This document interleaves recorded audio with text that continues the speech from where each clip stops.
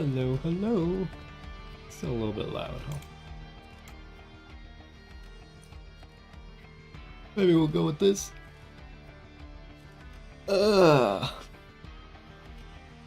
We are back today. We finished up Final Fantasy 16 yesterday. So I said there was a demo that I wanted to try. We got a week before Monster Hunter Wilds comes out. It'll probably be the next thing we do. But here we are with the Monster Train 2 demo. I did play Monster Train 1. In fact, I even played the Monster Train 1 demo. I think it was... Did I stream it? I don't remember if I streamed that one or not. Not on YouTube, but it would have been on Twitch at the time. Yeah, I played a decent amount of Monster Train. I thought it was a really fun game. So I'm excited to try the second one because a lot of the fun of these games is like the discovery, playing them for the first few runs, kind of figuring stuff out and seeing the new things that they've added or the new mechanics and such. So Monster Train already had a good idea, and we'll see what new stuff they've added to this one. The premise behind Monster Train, if you don't know, is it's a roguelike deck builder tower defense game. So that'll probably all make sense later on, but essentially we're playing a roguelike deck builder, kind of like Slay the Spire or something, where we add cards to our deck, improve the cards, remove cards that we don't want, stuff like that. And some of the cards are like towers from like a tower defense game, and you put them in a train, and as you make it to new destinations, the train gets attacked and you got to defend the train. So anyways, I don't know, I kept it at this screen because I don't know what happens after you hit the depart button. So let's go ahead, we'll hit depart and then we'll see where it goes.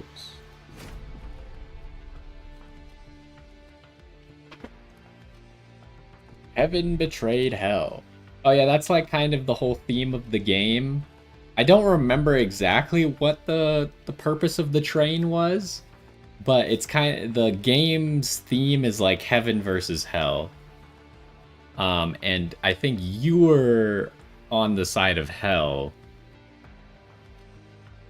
because essentially, I think in the first one, like heaven was trying to completely eradicate hell.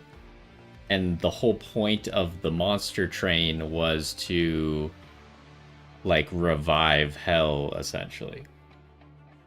The covenant, a promise of peace between our two realms, was broken, and I took part in it. Oh yeah, this guy was in the first game. He was like a boss. For heaven. For Seraph.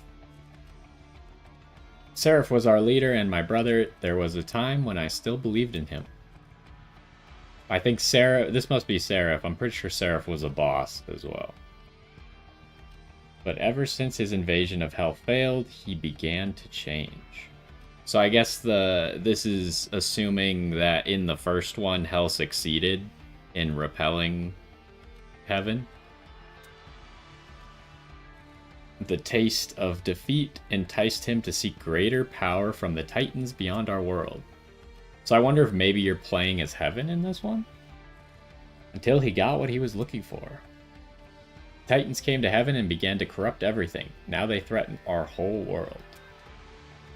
Oh, maybe we're defending heaven now? Our only hope of stopping them is to forge a new covenant, an alliance between the remaining angels and demons. That would be interesting, because in the first one, assuming that you played as hell, you only had like demons and stuff, right? So in this one, we might also have angels. Now that angels and demons work together, old grudges remain, but a lot has changed since then, including me.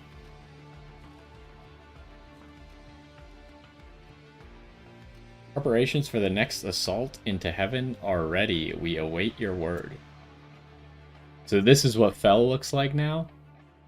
Interesting. They kind of look like they almost assimilated with like demons and stuff. Very well, I'll join you shortly. Seraph, whatever is left of you out there, I promise I will put an end to you for good. So maybe Seraph is still the bad guy.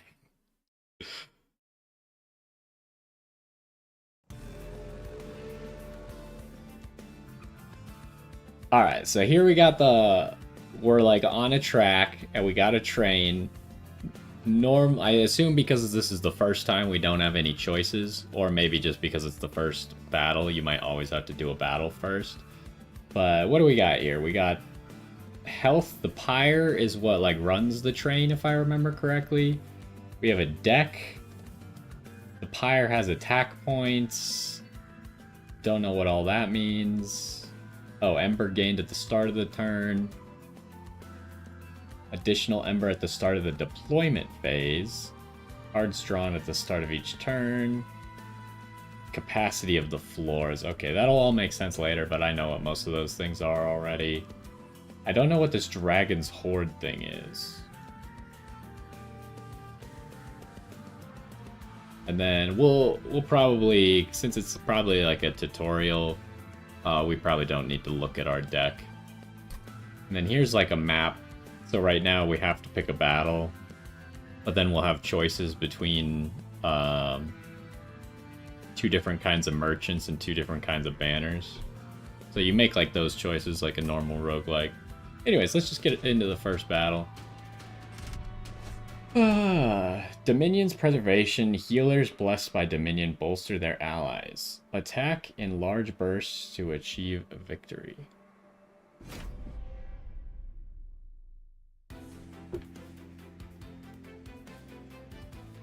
Okay, so the pyre is what we gotta protect.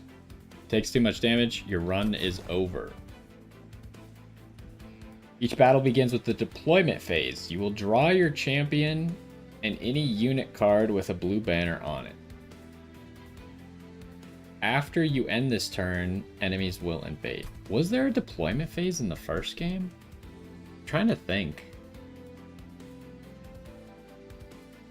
I think there was? Summon units to defend your train. You can play each unit card once per battle.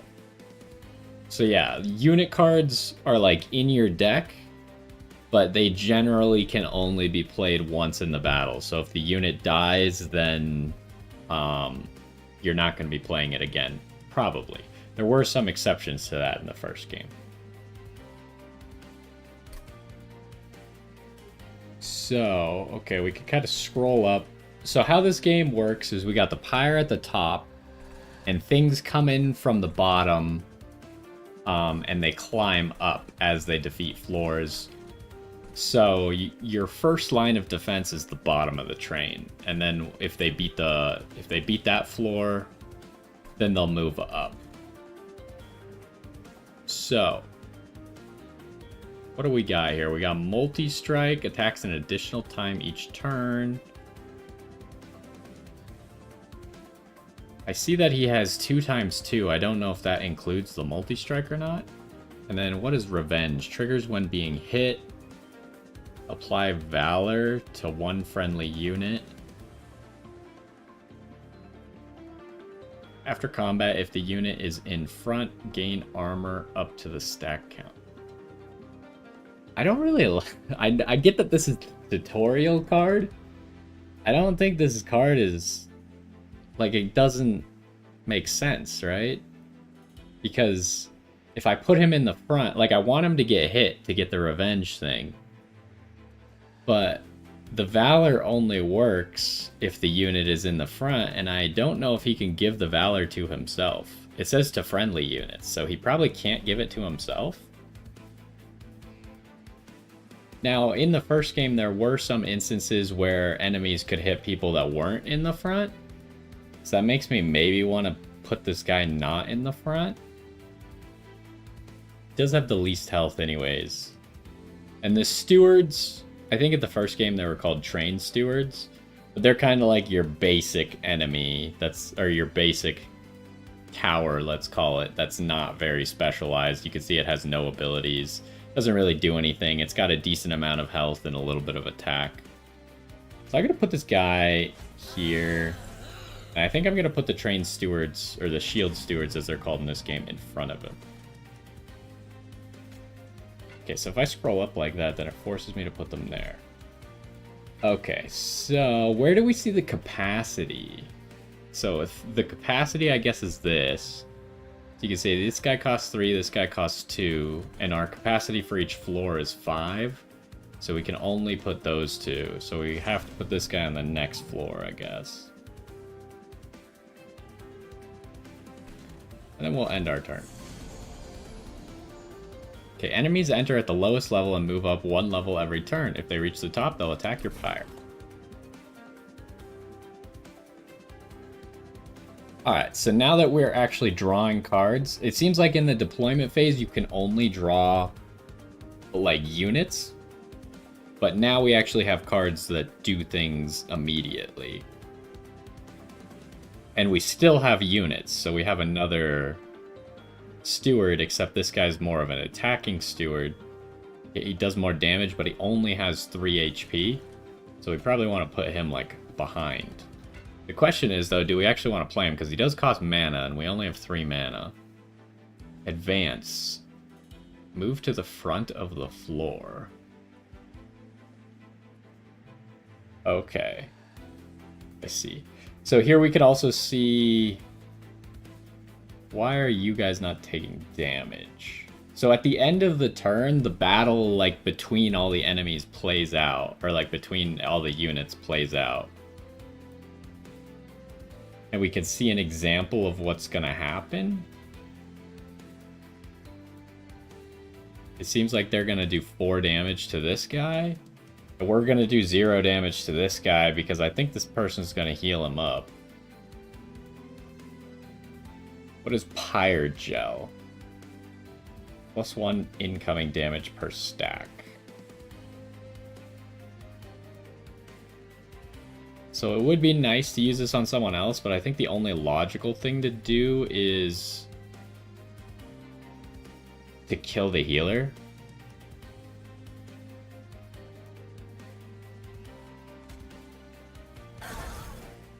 So if we kill the healer, and we see this guy's going to take 12 damage, and we're going to take 4 damage.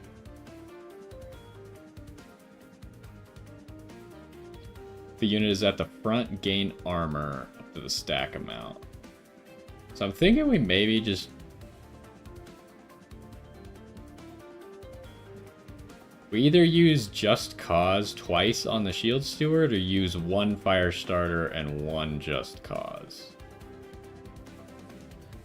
Trying to figure out if this incoming damage, I assume it's all damage. So even attacks from our towers. So we're gonna do this for sure. Now, the one thing I don't know is if these Valor stacks decrease at the end of the turn.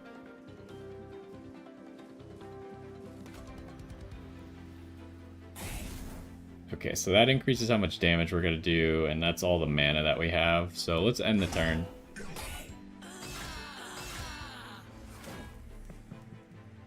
Oh, okay.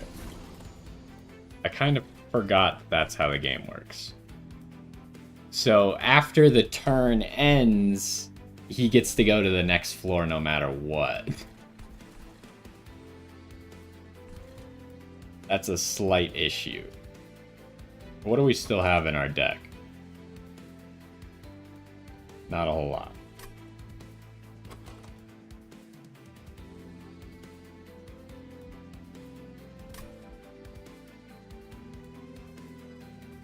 Your draw pile when it's empty. So I probably should have played the Spear Steward, or the Spear Steward last turn, because now he's in our discard pile. So we gotta wait till next turn, and then we're not guaranteed to draw him. Okay, the stacks did remain though. So I think for sure we gotta play this guy.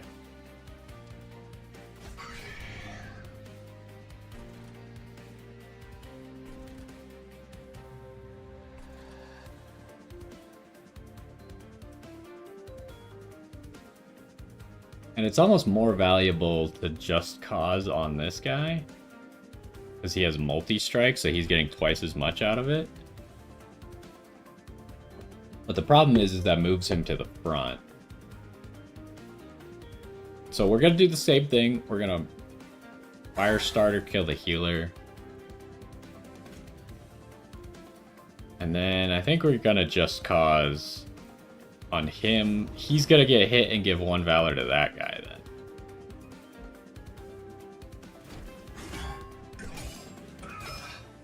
So this guy's going to get to go to another floor, which is a problem.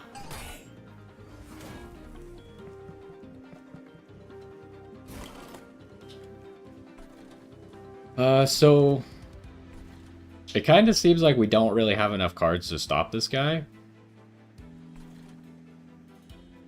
Because these guys seem to be attacking first, so if I put the Spear Steward up here, I think the Spear Steward dies before he gets to do anything.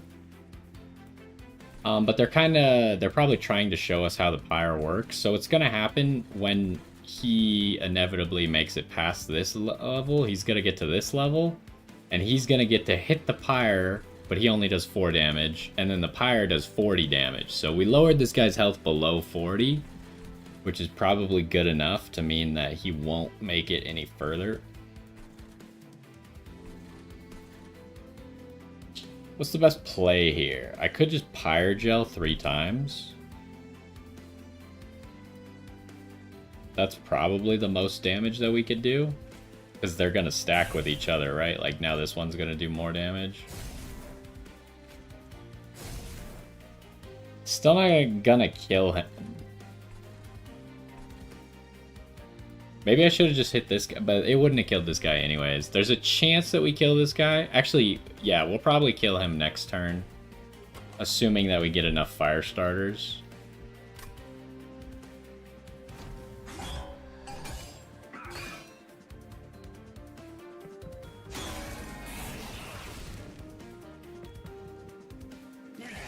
Oh, there is more. His relentless ability means that combat will continue in this room until you or he is defeated. Okay, so what that means is when we end our turn, they're just gonna keep fighting, like keep taking their turns until the fight's over.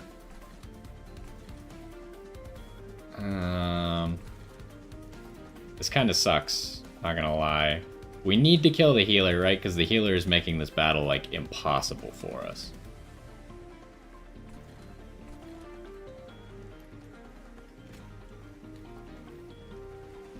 But if I used both of the fire starters on this guy, he would die. I guess we're just going to have to...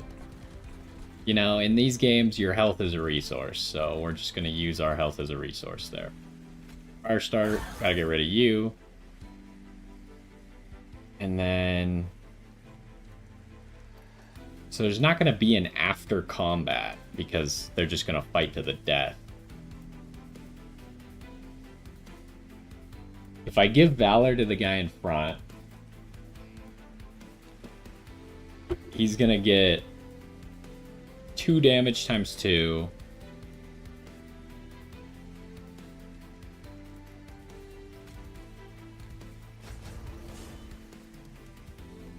And then I think we Firestarter, just because I could do this again, but the Firestarter is gonna, like, this boss is gonna win this fight, right? It shows that both of my units are gonna die, we're only gonna do 115 damage. So when he makes it to the next floor here, the Firestarter is gonna stay on him.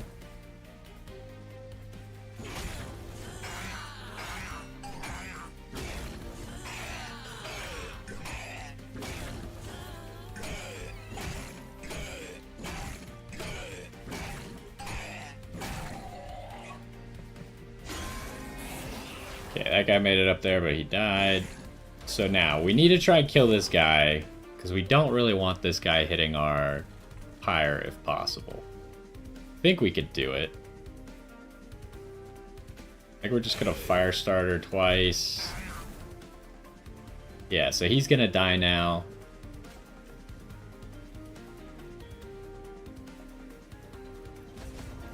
We'll just do that. So he's going to get stopped.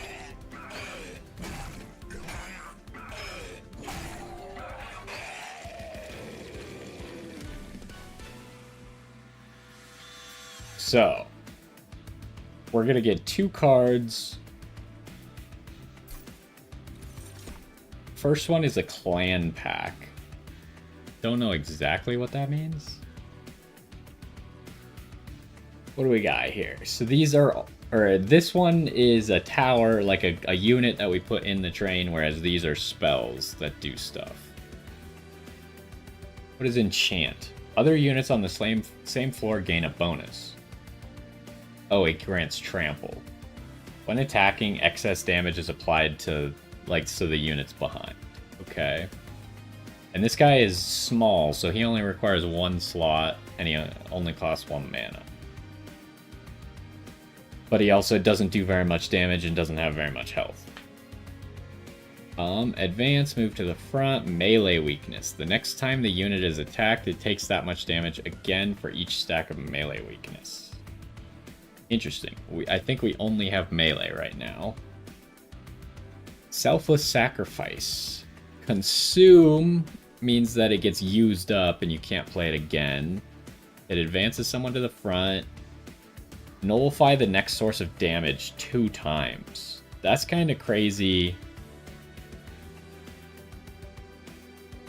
Especially when you get into the actual boss fight.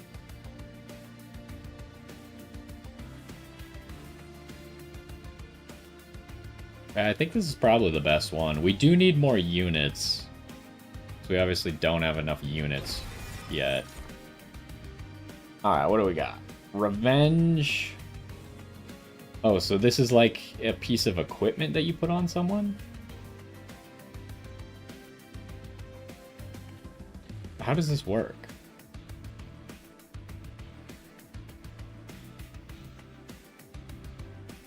I assume you put it on someone? It has health, which is weird. What about this guy? Snotty Whelp. Apply Jelly Sneeze. Deal 1 damage, then apply Pyre Gel 10.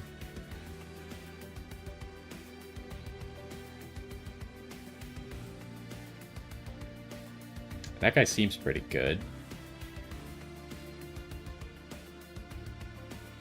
This says enemy units. Does it mean everyone on that floor? Kind of what it looks like. I like this guy though. The Snotty Whelp.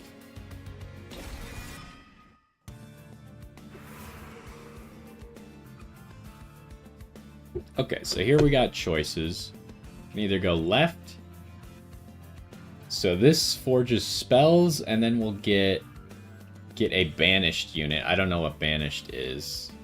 And this forges units. And then we could get a Pyreborn unit. I think we want to forge units.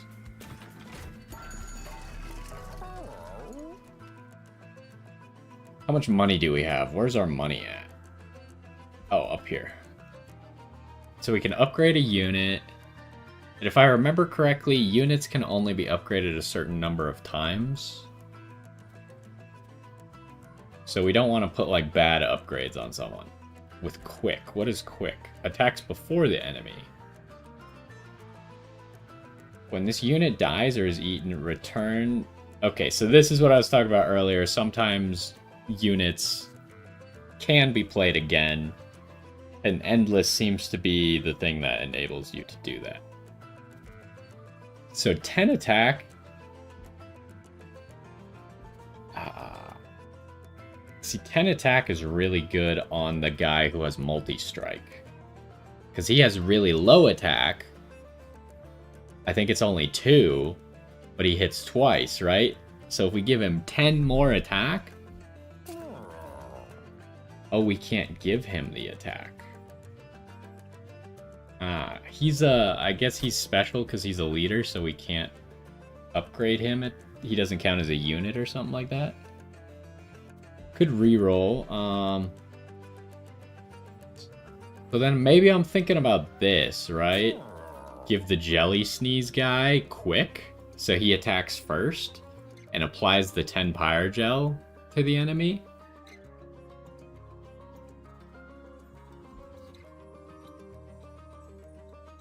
That takes all of our money, but I think that's a decent play. I could have like upgraded our tanks to have more health. That wouldn't have been bad.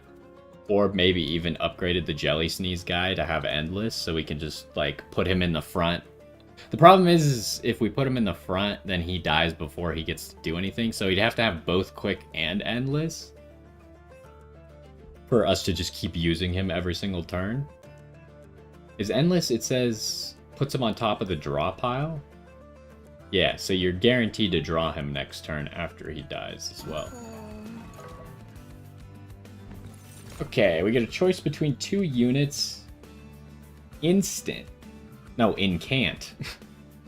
Triggers when you play a spell on this floor. Okay, that's not bad. But I feel like this guy's probably better, huh? Strike. He applies 8 Pyrogel. He's way tankier. So this is good if we have a lot of spells. Which we're not doing bad on spells. And this applies to, looks like, all enemies. Whereas this is only going to apply to the guy hit. It's a tough choice. But I think I want to go with the Mauler.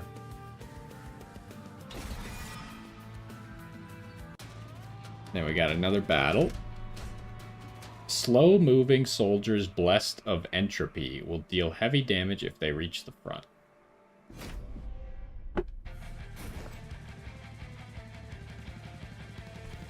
Okay, so what we learned from last time is you don't need to set up a giant defense on the bottom here, right? But we can.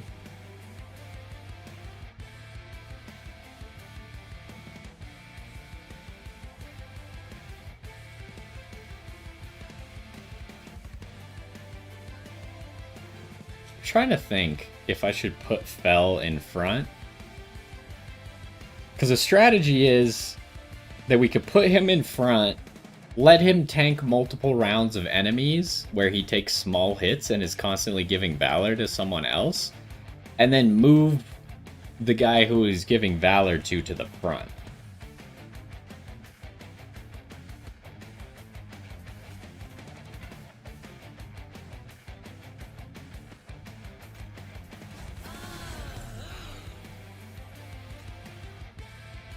If we do this, maybe we could get the Jelly Sneeze guy on this floor as well. We still have 2 mana, so I think we put that guy there, and I think we should put this guy up here. Because these are the 2 tanky guys, so they're probably going to want to be on the front of each of their floors. Okay, the preview number shows the amount of damage each unit will take during the next combat phase. A red X means the unit will be defeated. Okay, 11 damage is a lot. But every time this guy gets hit, he'll give 1 Valor. 6 damage. What is this? Applies when the unit at the... Oh, applies when the unit is at the front of the floor. Okay, so after these 2 guys die, he's gonna get 8 more attack. That's kind of scary.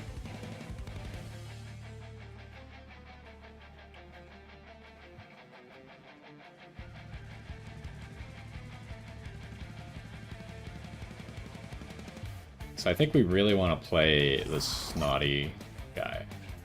Summoned a unit with an activated ability. Click the unit to activate its ability.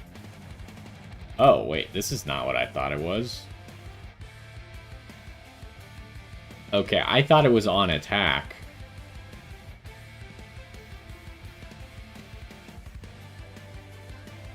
I don't want to do that right now, I think. Kind of tough, because if we pull this guy to the front,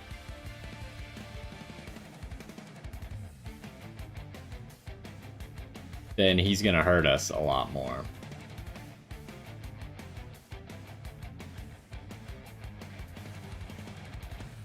So right now, how this is going to play out is these guys are all going to attack. This guy's going to kill this guy, then kill that guy.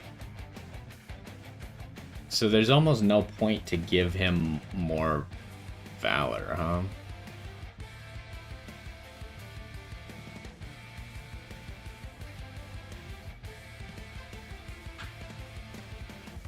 I could just kill one of these guys immediately, but that doesn't really help us that much. Because it costs me this ability and this ability to kill one guy.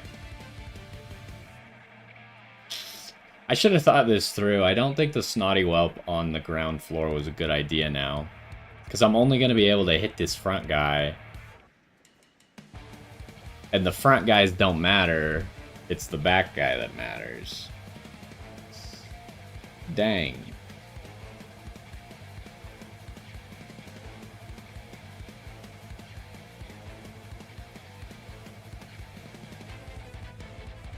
Yeah, I guess it all...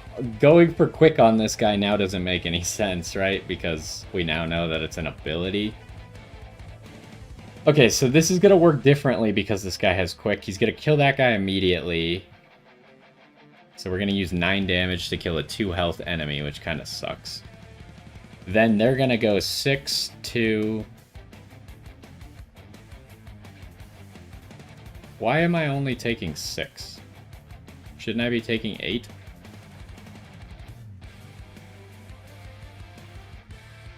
I'm a little bit confused.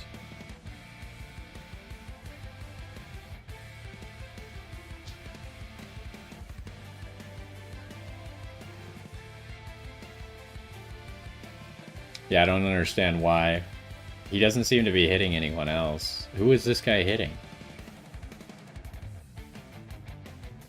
But anyways, so this guy's gonna hit that guy and then hit that guy.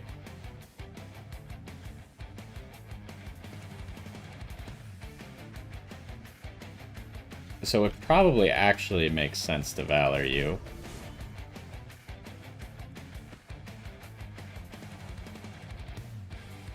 Should I Valor him again is the question, or should I Firestarter?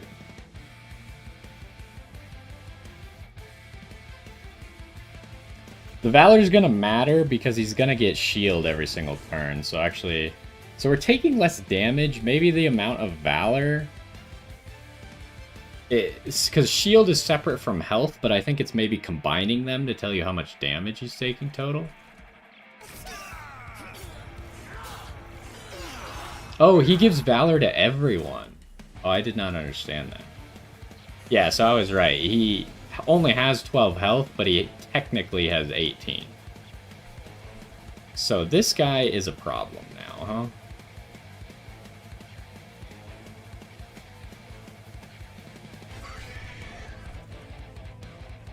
So we're taking 3 damage here. Might not be a bad idea to take out this healer.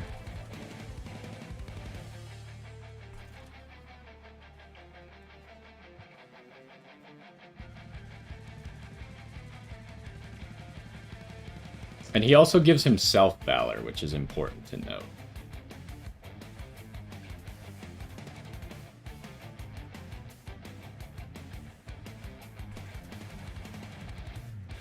I could give this guy Valor so he takes a little bit less damage.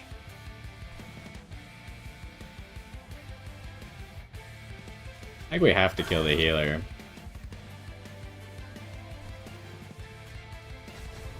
And then Valor for that guy, so he's gonna get 2 armor every single turn.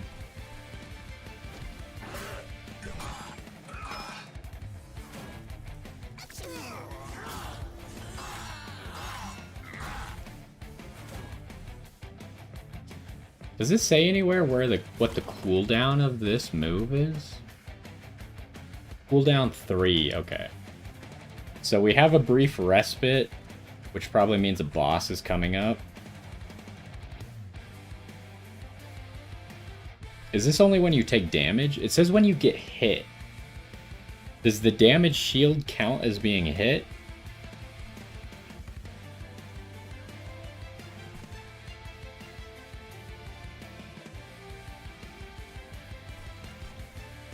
We want to kill this guy before he makes it. I'd have to use 2 Just Causes up there. Or a Firestarter and a Just Cause. Then what about this guy?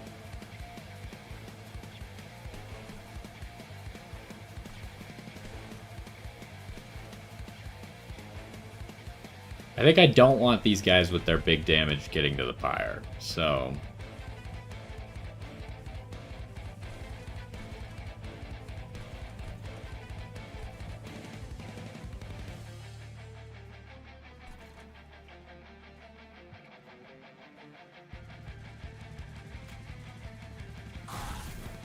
Oh, I forgot that he already had 8 stacks, so this was going to do 9 damage to him. I wasn't even thinking about that. Okay, so that simplifies things a little bit.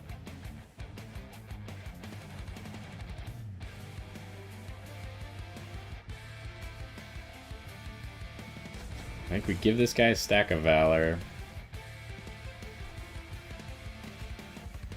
And that should make that guy die as well.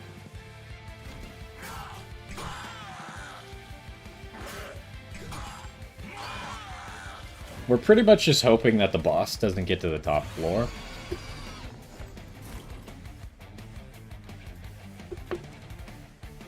Okay, so unfortunately we don't have this card. We might get to use it on a different floor, but... So this is going to be the time that we want to use the Jelly Sneeze.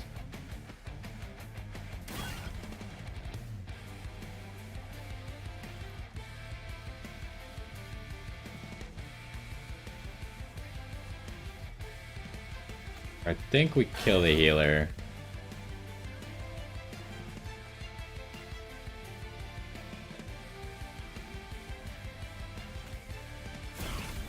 I think we just pop this guy for as much damage as possible. Yeah, he's dead. This guy's actually gonna live? How does that make sense? Shouldn't it... Maybe... Oh, maybe we just win when this guy dies? That might be the case.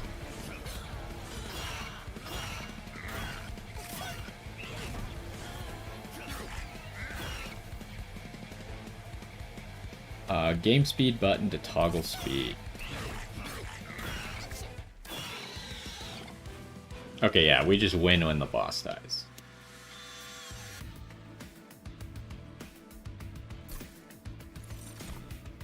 Alright, what do we got here?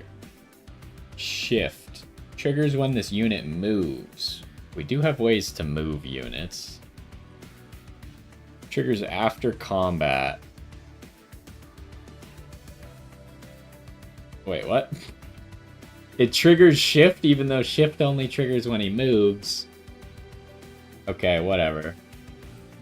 So that's an interesting thing. This piece of equipment doesn't have health, notably. Maybe the health on that other piece of equipment meant it gave 10 more health to the unit, and not that the piece of equipment had health. Enchant grants quick. That's interesting. This is a 3-cost card to just give the guy Valor. 10 Valor. I think this is the play if we can play it early.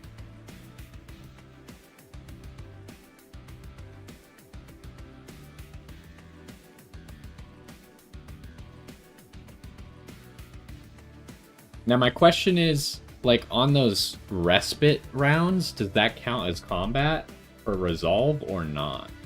I would say it does, maybe? Honestly, none of these are that great. Like, this seems like it could be really good, but I don't think it works that great in our build.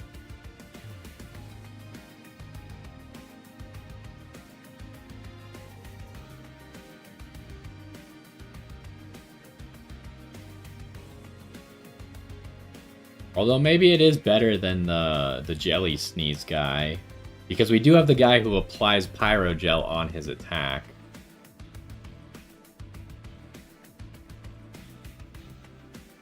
I think I'm going to go with this. So yeah, this must just give 10 health to whoever you put it on. Deal 1 damage to enemy units.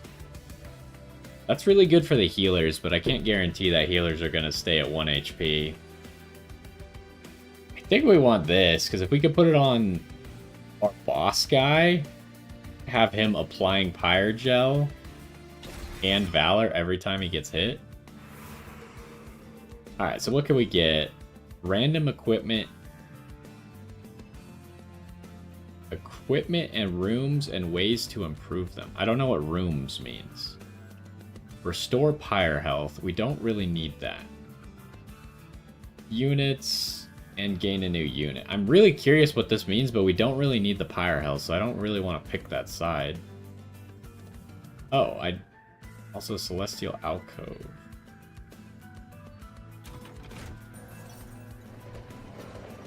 It's like a random event. These were in the first game. Train stops before a peculiar kind of workshop overflowing with wondrous boxes. 3 boxes stand out from the clutter with a sign below them which reads, "It isn't the trip, it's the journey. It isn't the gift, it's the container." If you take one of these boxes, small gift. Pack 3 spells. Add all contained spell cards into your hand.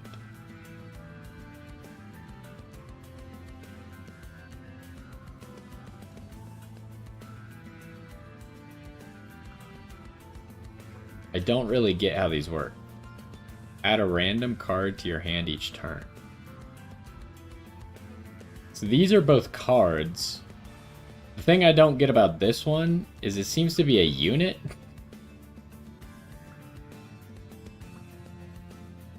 So I think that's kind of bad because it's just summoning random units that you put in there.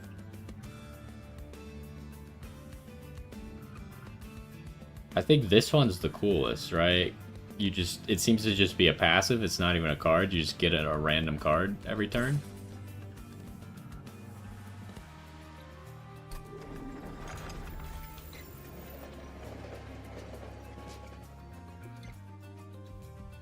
Alright, let's see what we could do here. Valor. What is this? Incoming damage reduced by half. I don't have enough money is the problem.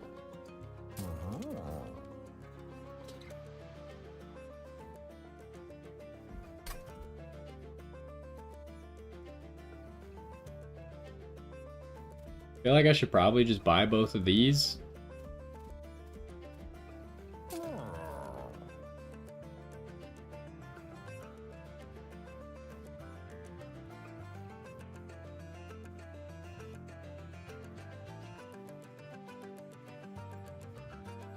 Okay, so these slots right here seem to be how many times you can upgrade a card, because he has the boot taking up that slot.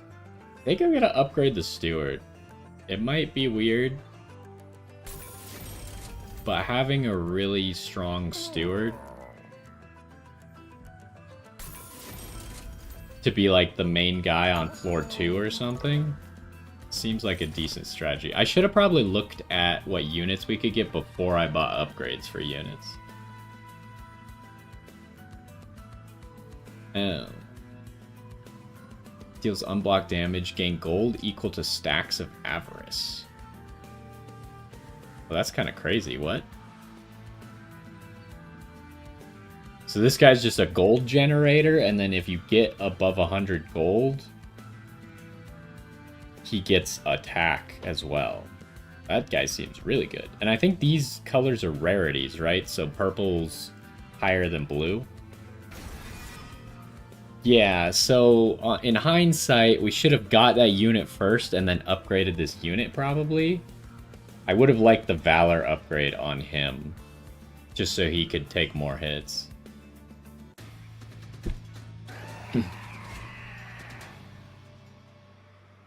Archeon, Scion of Scavengry. Draws from the defeat of his forces. Okay, so if we kill people, then he gets stronger. Gains Rage 3 on Siphon. What is Siphon? Rage gives him 2 attack, but it decreases every turn. Okay, so when we kill people, he gets Rage.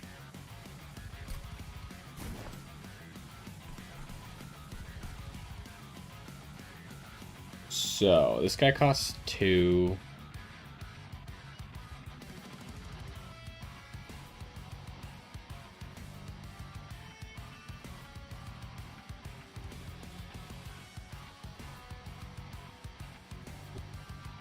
So he has Avarice 10, So we don't get gold based off of his damage, we get gold based off of how much avarice he has.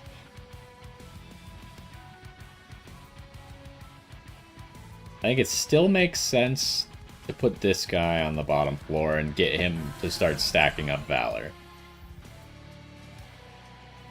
And then the question is, do we want the Magma Mauler or Gold Tooth down here? Both of them are good, right? It kind of...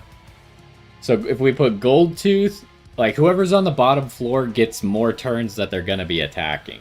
So the good thing about Magma Mauler is he's going to apply more Pyrogel, so we do more damage.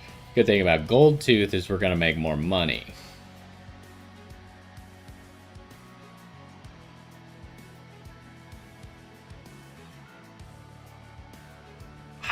This might be stupid, but I'm going to go for the money play.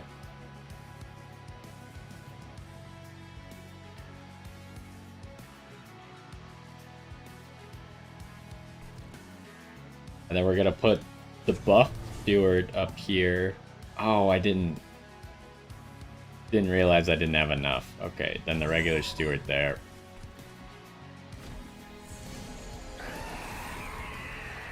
Archeon is the strongest boss you face yet. He moves between floors freely, but can be attacked if you clear out the enemies on the floor. Okay, yeah, that's how the other game, the original game, worked too.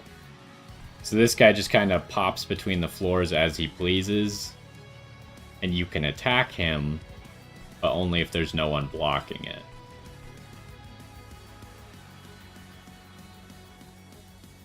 When a unit on this floor dies. So we're not going to be able to kill anyone on that floor, so that's fine.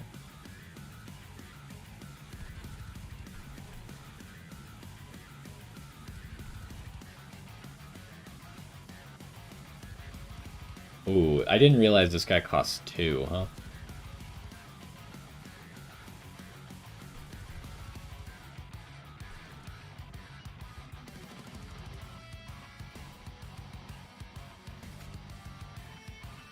Probably put this guy here so we could start putting some Pyrogel on him. Now, I think we should still kill the healer.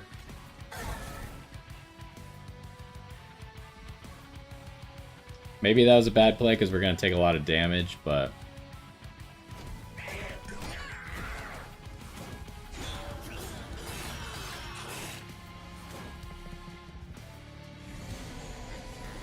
What the heck is this guy?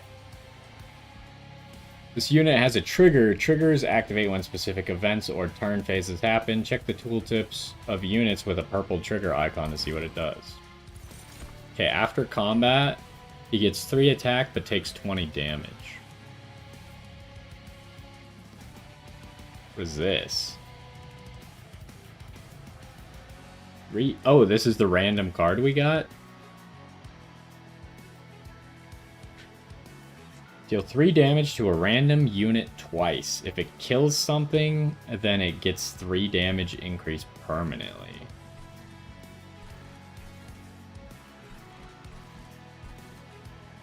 So there's if we used it on this floor, there's a pretty high chance we pick up a kill. This floor is a little bit lower chance that we pick up a kill, but still possible.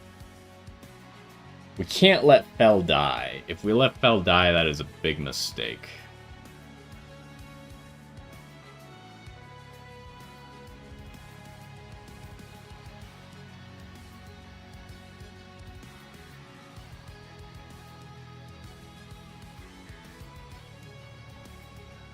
But other than this card, there's no way for me to stop him from dying, huh?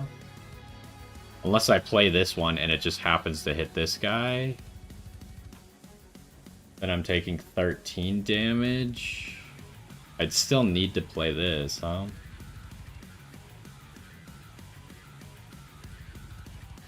So I think we kind of got to play this card on this floor. We didn't kill that guy. Oh, no. That's terrible news. Why are you gaining 5 health, by the way?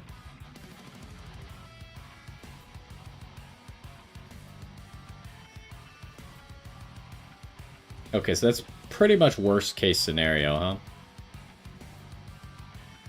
Now I have to play this. just to survive. And I can't play any of my other cards. Oh, jeez. This is not good.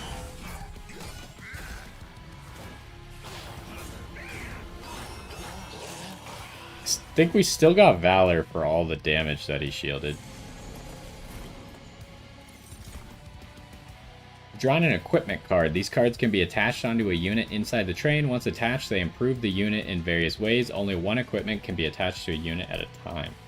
I drew both of my equipments, actually. Deal damage equal to 35 times your dragon eggs, then lose 1 dragon egg. Well, I have 0, so that's not going to help me. Do we keep these cards that it's adding? I assume we at least keep them for this battle. I don't know if we keep them permanently. Probably not. This is bad. This is also bad. Everything's bad right now.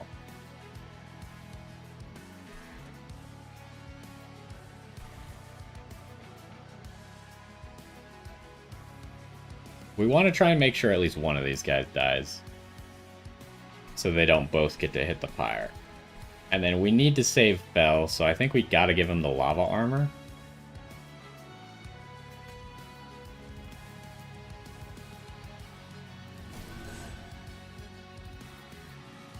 It does seem to have given him 10 more health.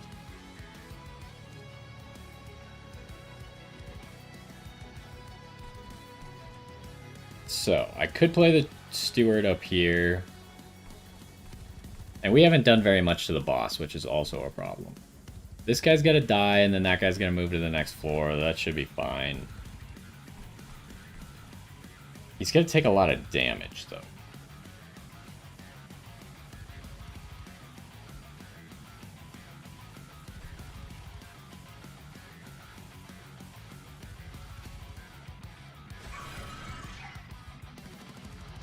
This is unfortunate because the spear guy could kill him in 1 hit, but this guy's gonna attack first.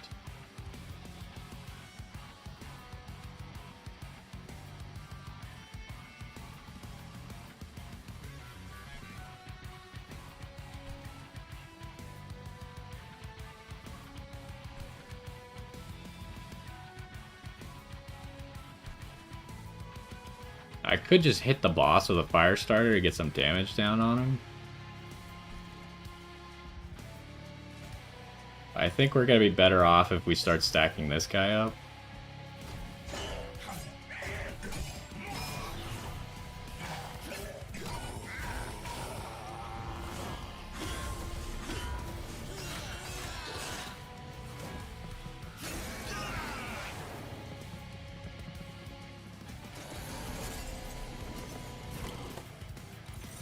Okay, so we need to be aware the boss does have rage. How does this work? Because he already has lava armor, but you're only allowed to have 1 equipment. So what happens? And I think this equipment was just randomly generated, so that's kind of interesting. We can't let this guy die. That's a problem. But we definitely can't let Fell die either. What the heck are you doing? Oh, geez. He's got a lot of armor. And he hurts anyone who hits him.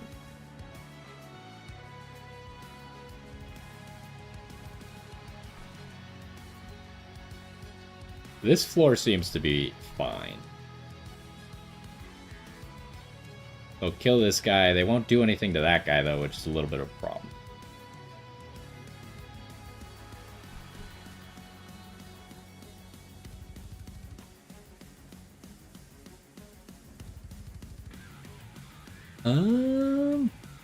Do you even live if I give you 10 health?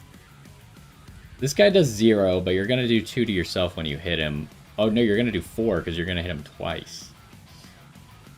That's 4, 7, 13, 27. He doesn't even live if I give him 10 health. That's bad. That's really bad.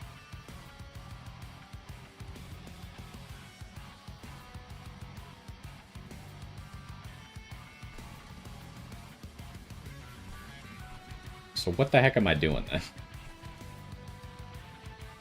We gotta make you live then, huh?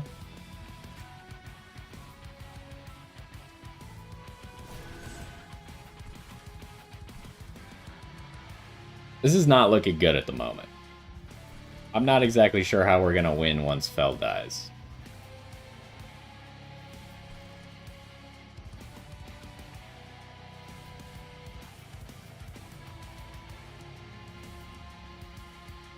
So if I give you two more, or one more attack, then we would actually be doing some damage to that guy, huh?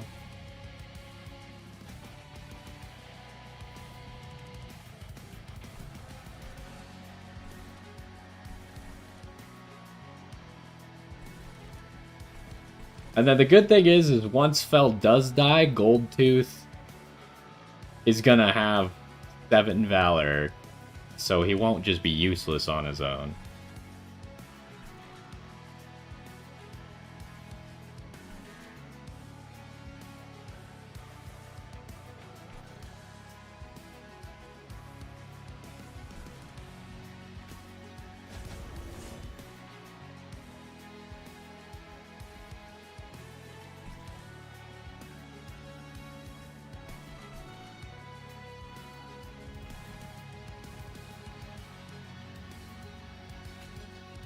I think we do that.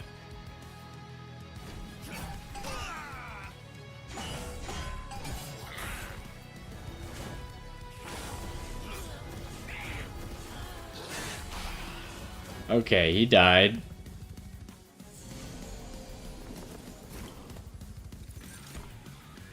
Alright, what the heck are you? Enchant, grant 3 Avarice. We could actually use that with the Goldtooth. But you're not gonna die, huh?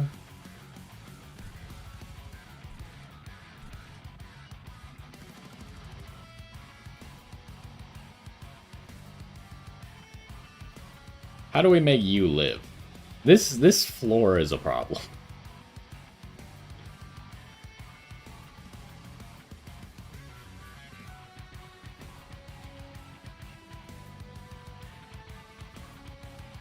I don't think I have a way to make you live.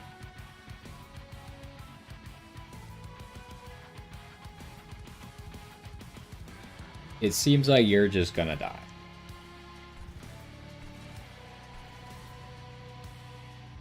So we need to make you die because you're only 2 damage away from it anyways.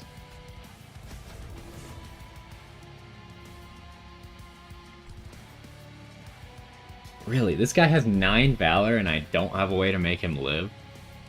That's a lot of Valor that we're losing.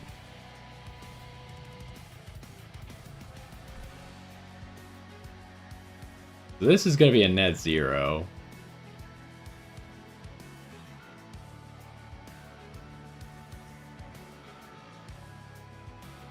I think I'm just getting too greedy if I play that guy, right? Like, for 3 extra gold, it's just probably not worth it. It's probably better to play the Steward and the Advance.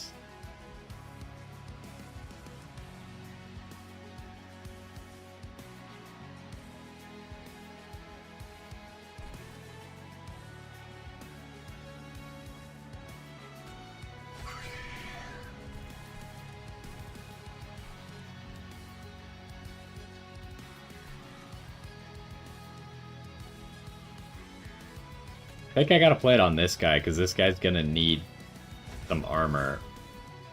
Oh, that's not... I forgot that it advances him immediately. There's not an undo button, is there? That was a really big mistake. It's not that bad, actually. Because this guy's probably better than the Mauler right now. So maybe it's okay. We killed the Mauler to save this guy. Which is stupid, but not the worst thing that's ever happened.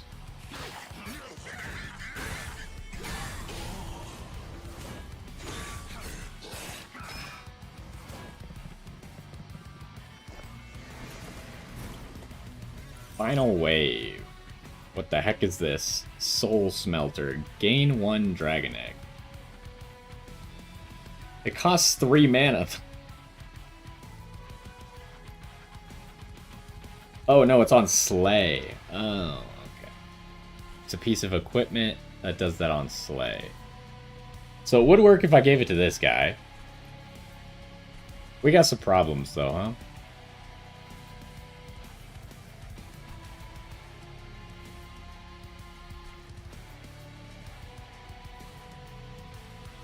This floor is just getting wiped.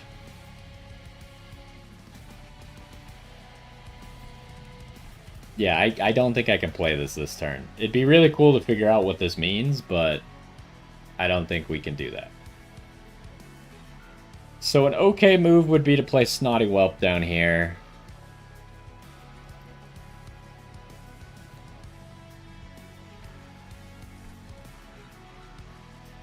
And this guy's gonna live. But he's just not that effective. So I think we play Snotty Whelp. I think we use Snotty Whelp's ability. So now we're doing a ton of damage. If I win, then this floor doesn't matter, right? But the question is playing 2 fire starters good here? It'll do 22 damage, and then the next one will deal 24 damage. And it's going to increase all of these attacks by 25 after that. 4 more damage per hit.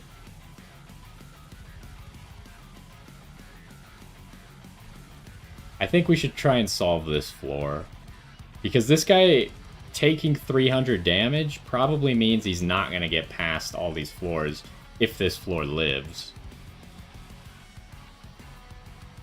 Question is, can I even make that happen? This card, again, has a chance.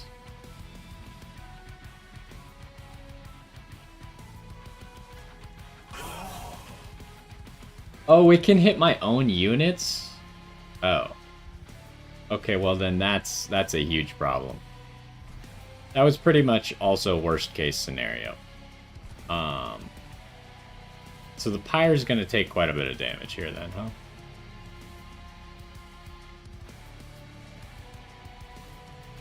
I kill that guy because he has Pyre Gel on him. You're still not gonna live. That's a problem, but it's a little bit less that the Pyre takes. I think I lose. Well, we'll see.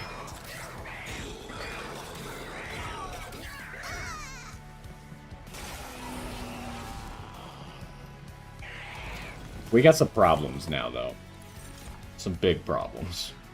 Deal 5 damage to an enemy and lose 5 gold. Repeat this effect up to 3 more times. We might have to play this card.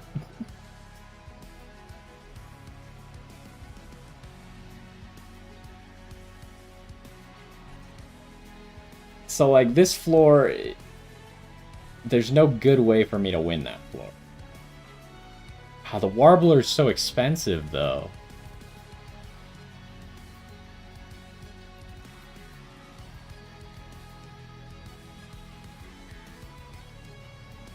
Okay, let's do some math real quick.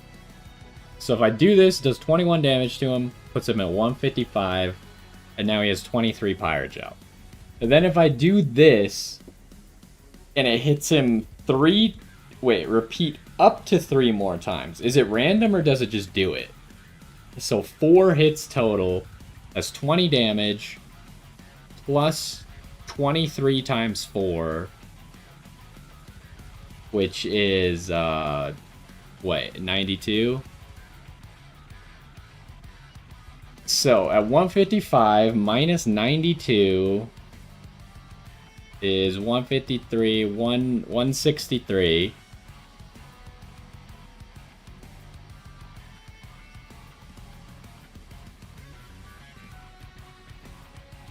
That's not enough to kill.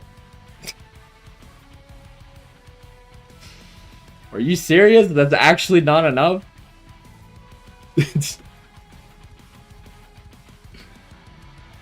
Come on, man.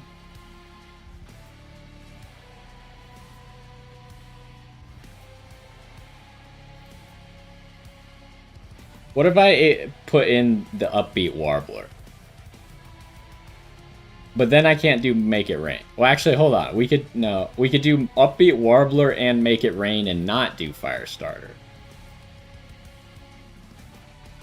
I think I'm gonna try that. I don't want to do all the math for it. Do you have quick as well?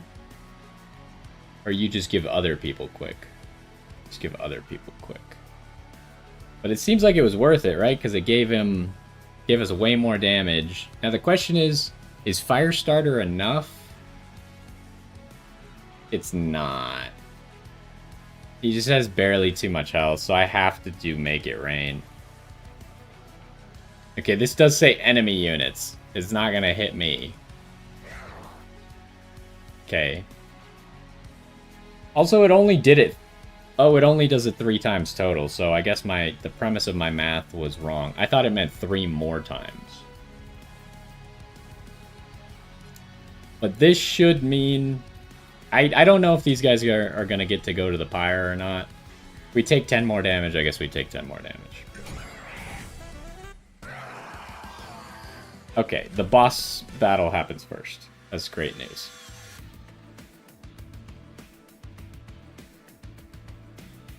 What is this? A rare pack. And major enhancements. Okay, rare pack. Soldier of Fortune. Consume. Lose 30 gold, draw a unit, and apply 30 attack to it. Avarice 15 and armor 15. Okay, so the armor's not going to come back, though, like it does with Valor. This is a great card, though. The problem is you can't get it on the deployment phase. So you're setting up your defense before you know what you're going to draw off of this card. And you don't even know if you're going to have this card on turn 1 or not. It's tough to commit to that one.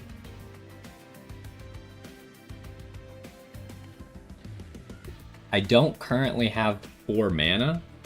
That enhancements thing might be able to raise us to 4 mana, but I can't guarantee that we can actually, that I'm going to pick that one, so I don't know if we're going to be able to use this card or not.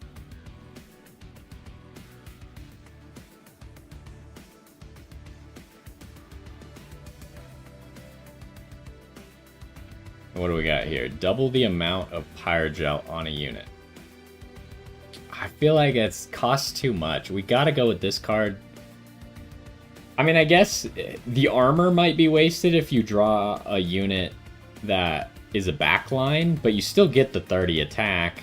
The Avarice 15 only helps us if we draw the Goldtooth Dragon off of it. But I think that's the best card anyways. Alright, what do we got here? We still don't have any Dragon's Horde.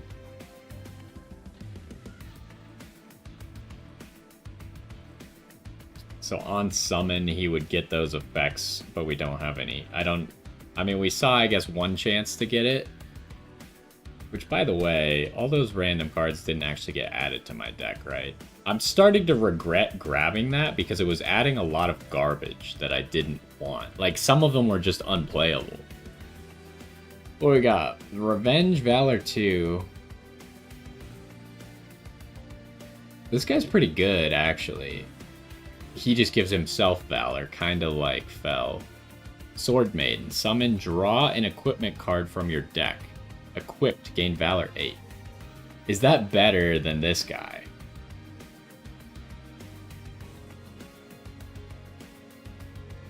It's tough, because this guy's going to stack more over the course of the game. But this is really valuable right up front. Because we're going to draw an equipment, we'll probably be able to play the equipment immediately. And if she's equipped, then she gets 8 Valor, which is like 4 times of this guy getting hit.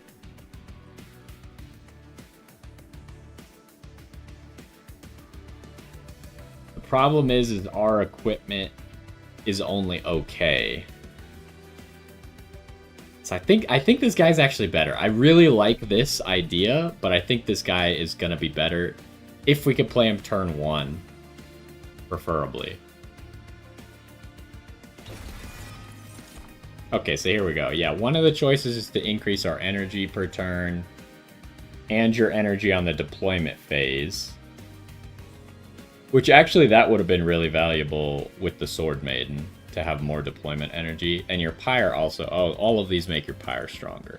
There is an interesting build, at least there was kind of in the first game, where you would do more of like a Pyre build, where you would rely on your Pyre to kill stuff and then have like ways to heal your Pyre. But I don't think we have that going at all. This gives capacity. So if I remember correctly, a lot of these are kind of dependent on what faction you're playing. Like this was just generally always good. But like this one was specifically good for a specific faction in the first game.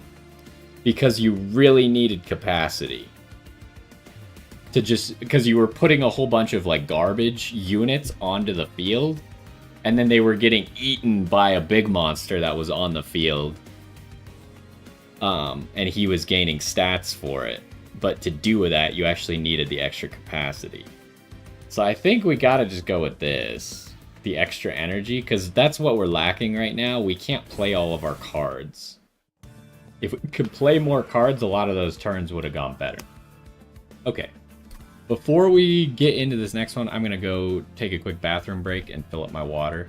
So we'll be right back to continue. I guess we're on like the second floor now or whatever because we beat the first boss. But we'll be right back.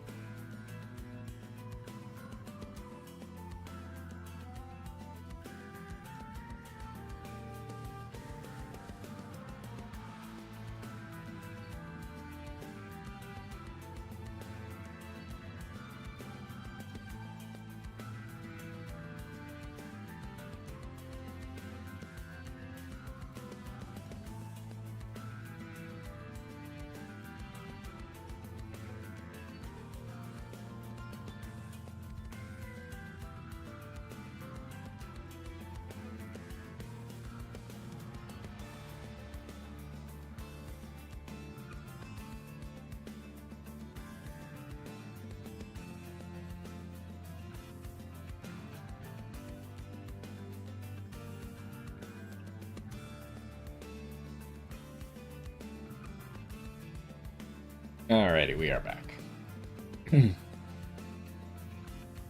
So, I think I can't tell if this light forge is on both sides or not.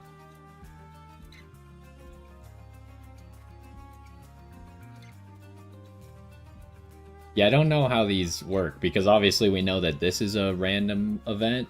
We don't need the Pyre health. Random selection of artifacts. These are artifacts. Forge your spells. Duplicate any card. I really want to upgrade our champion. I think the upgrade your champion is on both sides, if I was going to take a guess. But for some reason I can't click it while going to that side, so I think I have to go to the side first and then pick it. An artifact would be cool, but I really don't... I guess we could use the Pyre health because we just got boosted health, huh? Maybe that is the play. We got a good bit of money, so we don't really need more money. I don't really have a great card that I want to duplicate too badly. So I think we go to this side.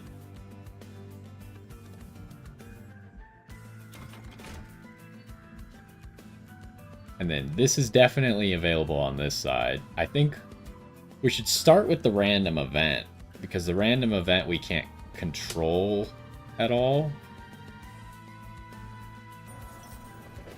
Maybe it'll like give us a card or something that we want, or change what we would pick for an artifact. Okay, I kind of remember this guy from the first game. Care to bring aboard a wandering hitchhiker. The stranger continues, my presence comes with certain burdens, but once I recoup my strength, I will make it worth your while. So it gives us this card. He has summon, add a permanent Dante's Candle to your deck. Gain multi-strike for each blight card in your deck.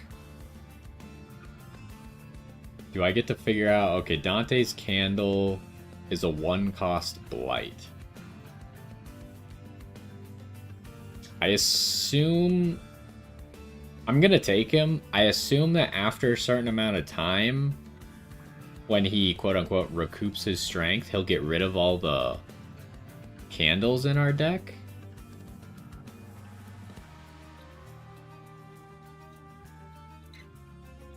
But if my understanding is correct, blight cards are essentially probably going to be worthless trash that just sits in our hand and clogs up our deck. And some of them might have negative effects. This one doesn't look like it has negative effects, but I can't really tell, because it just says it costs 1 energy and it's a blight card. So we'll take it. The mysterious stranger steps aboard and tips his hat. Thank you, this will be much nicer than walking all the way there. Okay, so now, like, if we had an upgraded unit, we could possibly upgrade that Dante guy. What's gonna be better? Upgrade our champion first. So the upgraded champions are actually... They have, like, archetypes, like you can see at the top. He seems to be part of the Vanguardian archetype already, because we have the option for 2, which means he's already on 1. So what it's gonna do... And then if we go with the Unchained, then he'll have Vanguardian 1 and Unchained 1. So he'll have both effects. Although it does seem... Did he always give 1 Valor? How much Valor does he currently give? He gives 1 Valor. Okay. So yeah, it's if we go twice into the same archetype, it's going to make the effect that he has better. So his current effect to give 1 Valor is now going to go to 2, and it's also going to make him have 3 attack and 30 health, which this is probably the play, but let's see here. So the Unchained is going to add Shift, gain Valor 1 permanently. So permanently, I think, means that even after the battle, like going into the next battle, he'll still have it. So what I'm thinking here is this is not that great unless we can keep shifting him to the front with Just Cause, and then shifting someone else, and then shifting him again. But we have a card that triggers Shift. This. At the end of a battle, it triggers Shift.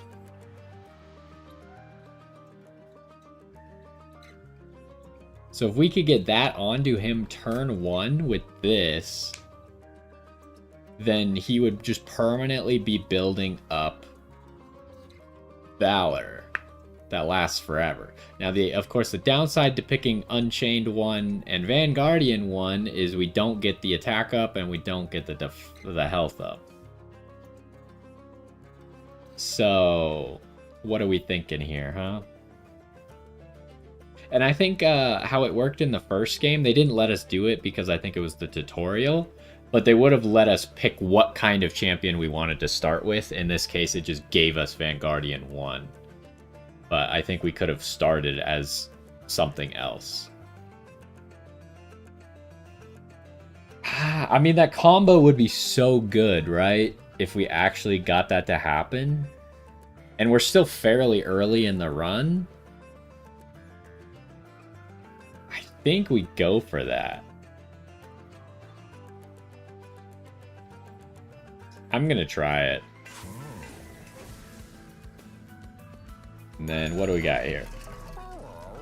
We have $195. When a unit without Pyrogel gains Pyrogel, it gains +6 stacks. That's pretty decent because we do apply a lot of Pyrogel. Spells get an extra upgrade slot. So you saw that our cards have... Does it show on spells? I don't know how many upgrade slots spells.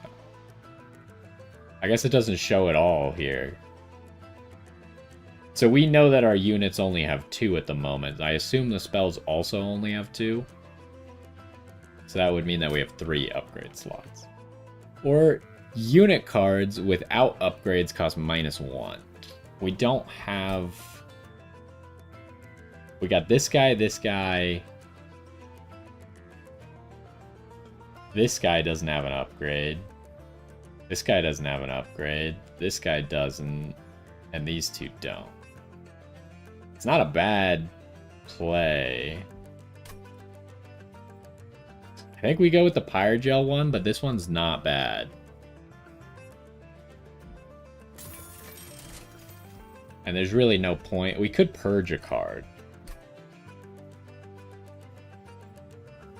Is there something we really don't want? I think we're fine. Granted, like, these guys aren't that great, but we don't have a whole lot of units right now.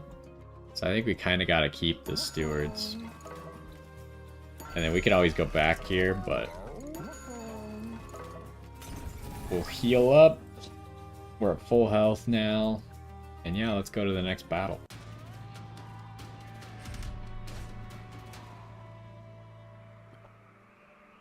Trials for greater risk. Activating the trial will make this battle more difficult, but you'll earn an extra reward if you win. Trial, Mind Muddler. Draw -1 card each turn. Get 150 gold. Ooh. I think if we were better at the game, I would say yes to this. But we do have another way to generate gold with the Gold Tooth Dragon dude. So I think I'm going to say no for now. -1 card is going to hurt, especially now that we have more energy to play more cards. -1 card hurts even more. Yeah, we actually get 4 energy for the deploy phase and then 2 more energy for the deploy phase. That's kind of crazy.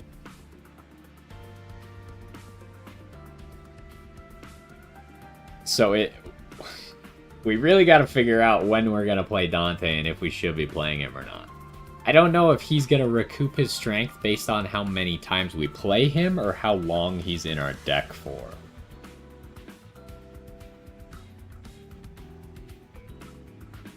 So we definitely want this guy on the front line somewhere.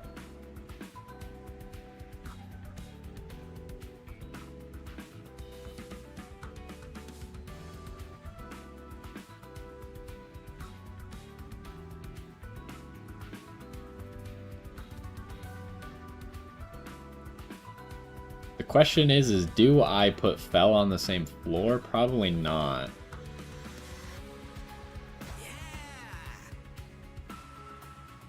I think we put Gold Tooth here.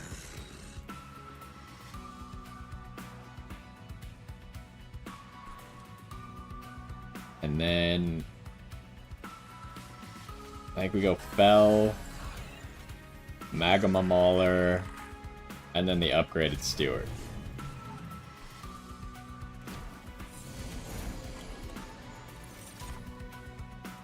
Okay, what do you do? Add a Discordant Toll card to the top of your draw pile. It's a Scourge. So I think Reserve probably means it stays in our hand if we don't play it, and Purge probably means it deletes it from the deck if we do play it. Or, no, Reserve means if we don't play it, then our Pyre takes 3 damage. Okay. So it's kind of like a card that we're required to play if it's in our hand. Deal 8 damage, Slay. Okay, we actually could use this right now, because we could get rid of this nerd.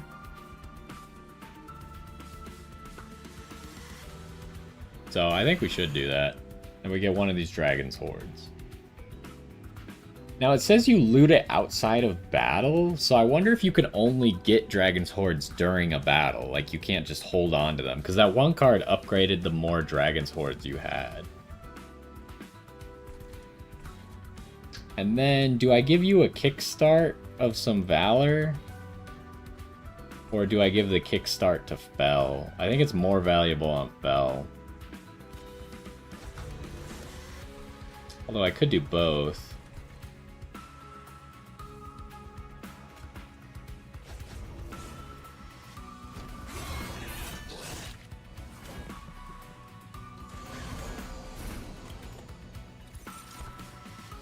Okay, so here's the Wind Blade.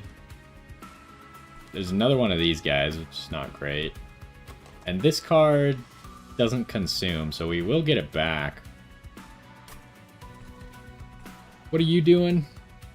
When you play a spell on this floor, Sap 2 decreases. So I don't want to really play any spells on this floor. Which is interesting, because a card like this, I can play it on this floor, even though it doesn't do anything for the floor. So I want to make sure I don't do that. I do want to play this card, though. Because I want to get the unit.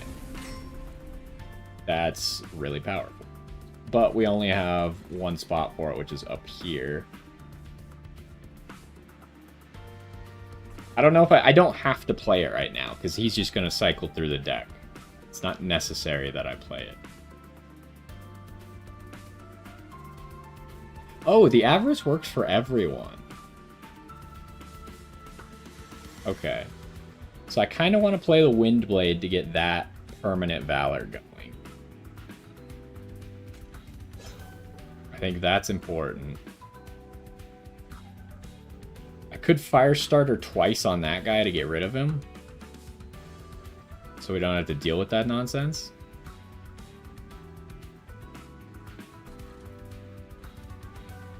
And then put the Steward up here.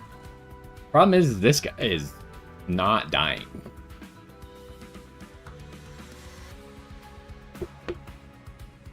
Granted, right now, he won't do very much damage to the Pyre, because the Pyre is going to 2-tap him.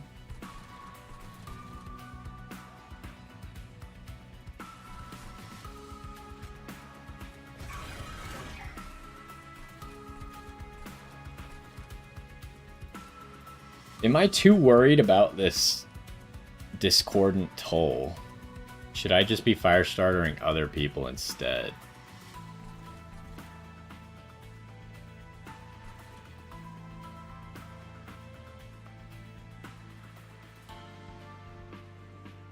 Oh, I'm gonna get the Incant debuff if I do that. I think I'm gonna Firestarter this guy.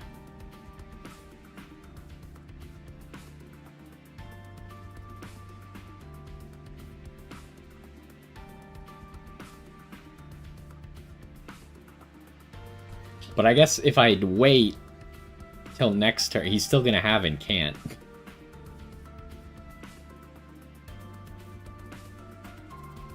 Like, it's not gonna get any better.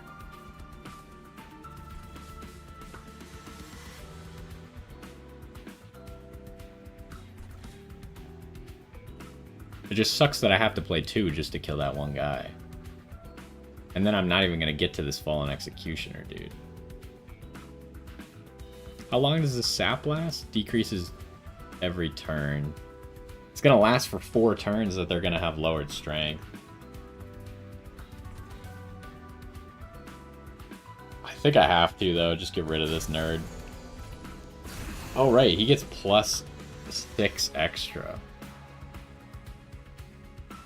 Okay, it's not the greatest thing we've ever done, but...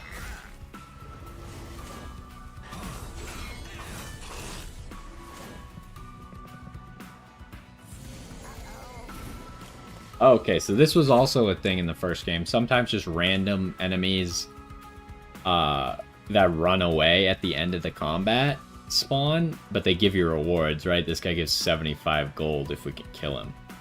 But he's behind a bunch of people, so it's kind of hard to kill him.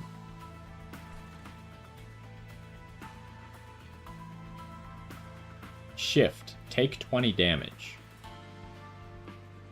Can be equipped on enemy units. Interesting. Okay, this guy's very close to dying. If I played a single fire starter on him, he would die. But again, he's only going to deal 6 damage. It's not the end of the world. It sucks that these fire starters only deal 1 damage. Because they apply 8 pyre gel, but they only deal 1 damage. So I'd have to use 2 on this guy, which is again in the sap zone. Or I'd have to use 2 on this guy. You can only have 1 equipment.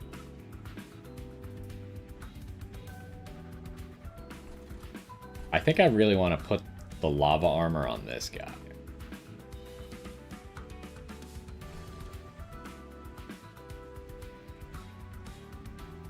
Does it show anywhere? He has so many tooltips that there's a button to show the rest of his tooltips. I don't know if it shows anywhere how much permanent valor he has, but he should have 1 now.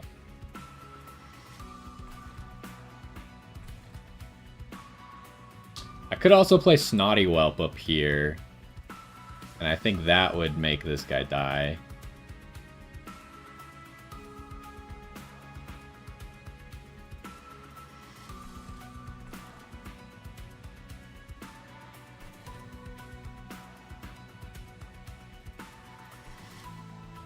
I think Snotty Whelp down here, though. This might not be the greatest play. Maybe I should have saved that, because I don't know if it's going to be up. I mean, we have 3 waves, so hopefully it'll be up before the final one. I don't see a good way that I could kill this.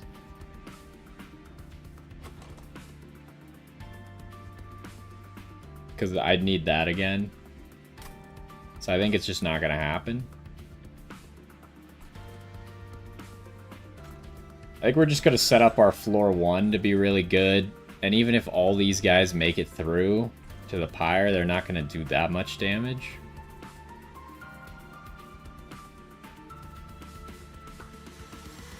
And then I think we fire starter you a single time just to guarantee you die. What the heck? And the question is, do I fire starter you? It probably doesn't help me to fire starter you.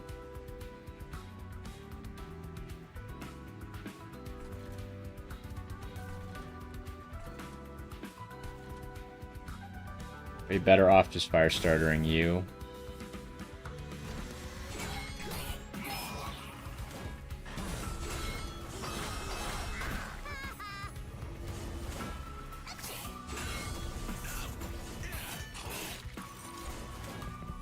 Okay, we got one of those bells.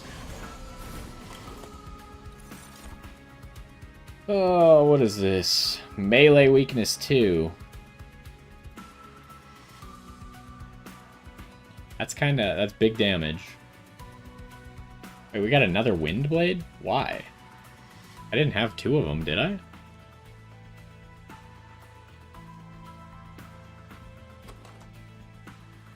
Is it because the lava armor's not here?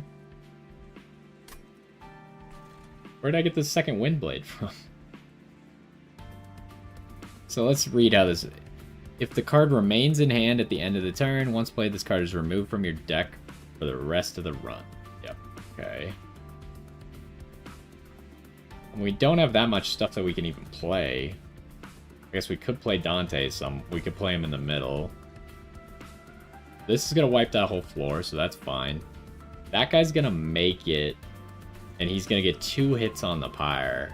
That kind of sucks, but I think we have to allow it.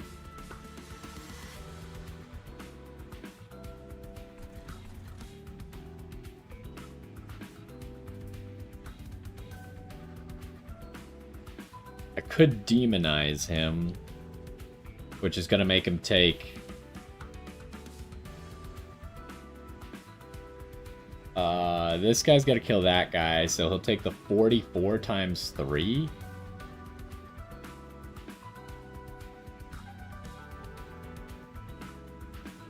So that's going to make it so he only gets 1 hit on the fire. Is that worth it?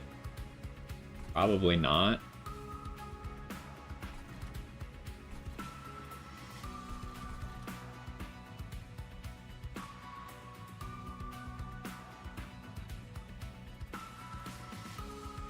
Is there any way I can get rid of this guy? I don't think so. First things first, I think we're gonna play this.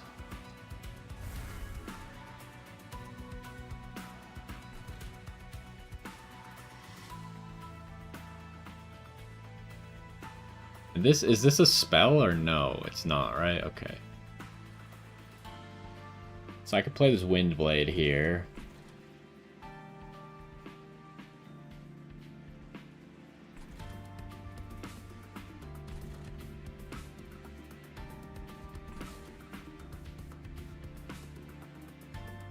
Could also be okay to play the Wind Blade down here.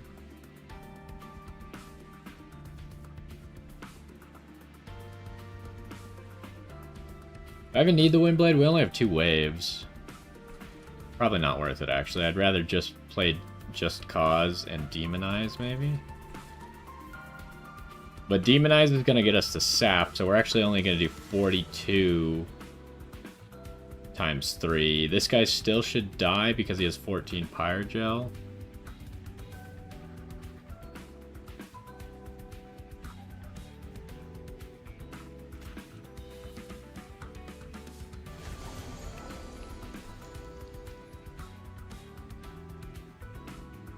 And here, I think I'm going to put that on you.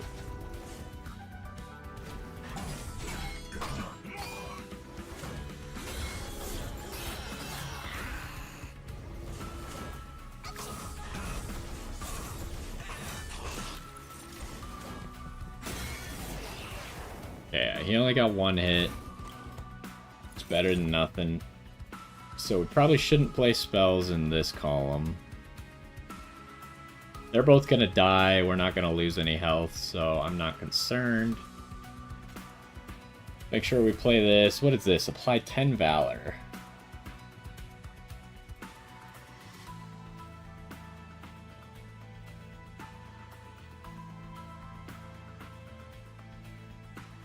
Yeah, I mean, that's probably the best play.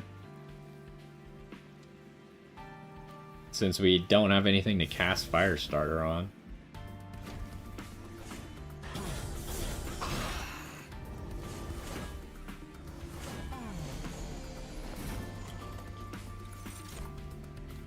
You've drawn a room card. These cards can be installed into a floor in the train. Their gameplay effect persists until the end of battle. Only 1 room effect can be installed into a floor at a time. When a unit gains Pyrogel, it gains +3 stacks. That's not bad. We could also get this. So we're gonna lose this floor.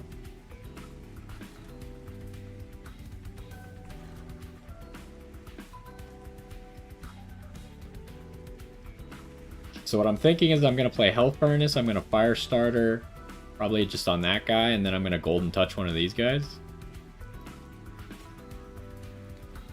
I don't see any reason not to do it like that. So this guy should get a bunch extra. He should get 3 from the Health Furnace, and 6 because he has none. Oh, what do you do, by the way? When a unit on this floor dies, and he restores health. Okay.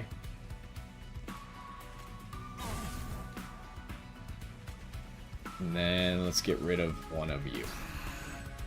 So we've managed to get... This random box has actually given us some decent cards. Sometimes it gives us useless cards. Sometimes it gives us decent cards.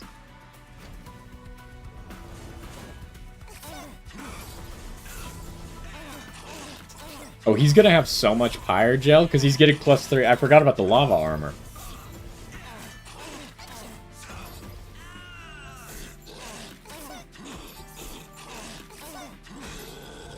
Also, this phase where the dragon gets to attack a whole bunch is 10 gold every time the dragon attacks.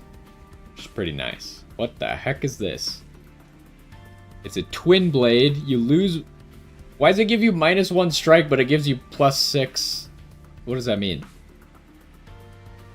Oh, it gives you -1 attack every time you hit. Oh. That's a... Yeah, I don't really like that one. Maybe if you had, like, get Valor on strike, that would work. Now, this card isn't permanently in our deck, so we don't really care, but... So we're gonna win. I think we would still take 3 damage if I hit the end turn button. How does this work? I think we would take the 3 damage, so we gotta play it. And then... we could just kill this guy for fun. Why does this kill him? Out of curiosity. Let's find out. 25 damage. Why did that deal 25 damage? Am I missing something?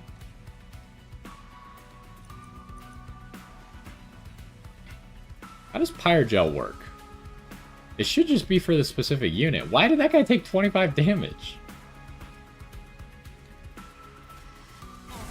Anyways. I know I healed this guy and made him deal more damage, but... actually, we should probably keep that in mind for the future. The fact that he was dealing more damage was the problem. Oh, you also get Dragon's Horde when you... is that us collecting the loot, or is that us getting another one?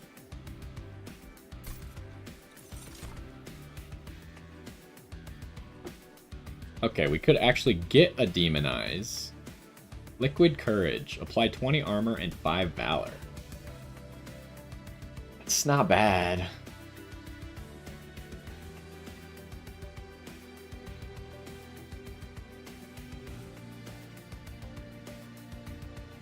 Descend. Right, you can move up and down floors. A friendly unit. Deal damage to the front enemy unit equal to 2 times this unit's health and armor. That's interesting. I think I would rather have the Liquid Courage. And we don't have to be taking cards. We could just be skipping. Okay, so we could get this guy now. Greed. Deal 20 damage to all units. That includes our units. And then for everyone you kill, you get 10 gold. I don't like that because that includes our units, like I said. And we have a lot of units that have less than 20 health. Apply 10 Pyrogel and 10 damage to enemy units. That's pretty good. I think we take this one. It's going to be hard to use it a lot, but it's pretty decent. Because we already have +6 Pyrogel on everything. So that's actually 16, and then it deals the damage afterwards. So this is dealing like 26 damage to everyone just at the base. The Pyreborn clan can earn Dragon's Horde rewards.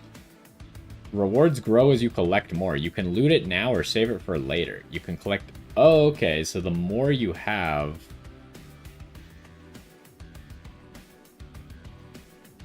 let's view these loot levels. So at 1 you get 10 gold, 2 you get 25, 3 a random minor Pyreborn artifact, select one of 3.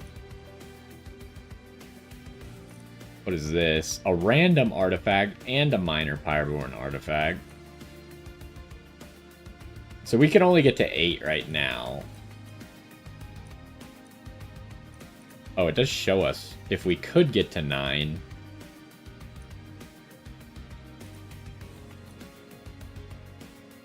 A random major boss artifact. Okay. I think we should try to get to 8 if we can. Because 25 gold is just not it, right? And I don't think a random artifact is it either. So we should at least get to 4. 4, 6, and 8 are kind of like the breakpoints where it actually matters.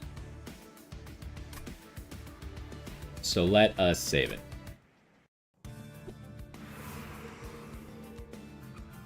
Now, unfortunately, we don't actually have the card that was giving us these. We will have to find another way to get them, because that card was only temporarily in our deck. Gain an equipment or room card. Gain an artifact. I like artifacts, so I think we're going left. I do like powering up our units, though. That's the interesting part about this game, is they put upgrades, like, there's 2 upgrades over here. I'd rather have the unit than the spell, but I'd rather have the artifact than the equipment, right? But if I go this way, I can only take these. And the random event could be anything. I don't think we want to duplicate a card, so there's just more better stuff over here. Let's go over here. Let's see what the random event is first. It's a dog! The legendary dog made of bone bounces towards you, its bone tail rattling together in an excited wag. An elusive creature that can cross dimensions as easily as he can catch a cursed stick. You are blessed by his appearance. However, life as a mythical, adorable puppy is a lonely one, and the dog made of bone's tail droops and his little bony expression seems sad. Will you stop for the bone dog and give him some kindness? Okay, we can pet him. The first time the pyre reaches 0 health, restores pyre health to half. That's pretty good. Or we can adopt him. Celebrate. Triggers after defeating a boss. Your pyre permanently gains 10... Okay, so I have a few questions about this. First of all, does he need to be on the field when we kill the boss? I assume the answer is yes. Second of all, does he need to be in the group that killed the boss? That is probably no. So we probably want to put him on the top floor as far away from the boss as possible if we do that. This is if we mess up, maybe we could save ourselves, but a lot of times if you mess up big time, you're just going to lose anyways. So I don't really like this one. I kind of would rather just have the permanent... And it gives us a small unit that we can just put somewhere. I think just taking the bone dog with us is better.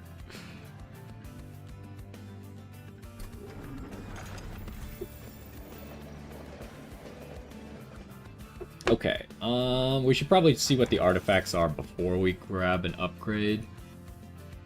Advance the back enemy unit when it enters your train. See, this is pretty good because a lot of the back units are like healers or debuffers or annoying things, right? This is kind of good. When you play 3 different kinds of cards in a turn, draw 1 and gain 1 energy. 3 different kinds of cards? I assume that means like equipment, spell, and unit. We're not going to be playing units a whole lot outside of turn 1 and maybe turn 2. Maybe there's other types of cards that I don't know about yet. But I think I'm going to go with this one just so we can kill like annoying guys quickly. What do we got? Kinda the 10 magic power. The only problem with this is we can only upgrade 1 fire starter, right? It doesn't upgrade all fire starters. Upgrade a spell to cost -2 and gain consume.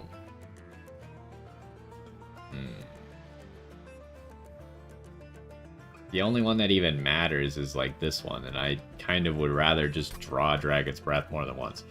Upgrade a spell to remove consume. Both of these are kind of crazy without consume. Upgrade a spell to cost -1 and gain intrinsic. Starts in your first hand post-deployment. So we have enough to buy both of these. So that'd be 215. We just barely not then have enough to do that.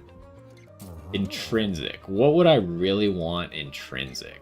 I feel like the problem turn 1, I might actually do it to the same card. Turn 1, I really want this.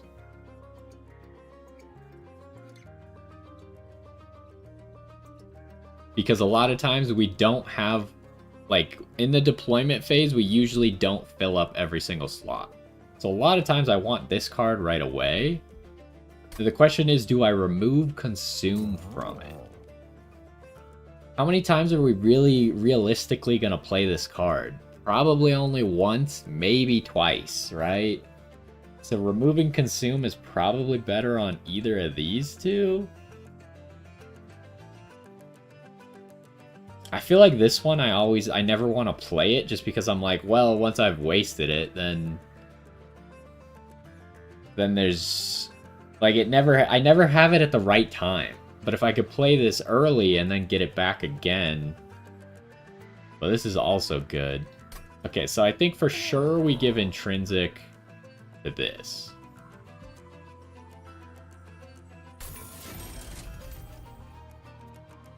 Oh, that made it cost -1. That was kind of a waste, but I think it's so valuable being in our hand turn 1 that it's worth it.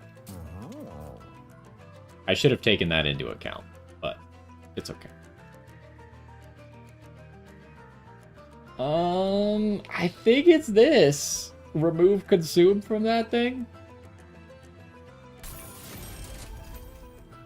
Okay, we spent all of our money, but I think we got some good upgrades there. Anything else we could do? That appears to be it. Alright, let's go battle. Okay, the trial. At the start of battle, enemy units appear on each floor. That's going to be a little bit tough to deal with. But I think we can do it because we have that intrinsic card. Essentially, it just means the beginning of the battle is going to be very difficult.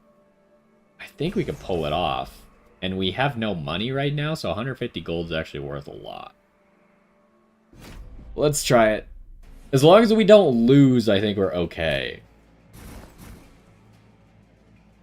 Okay, so we don't get to see where they're going to appear and how many on each floor.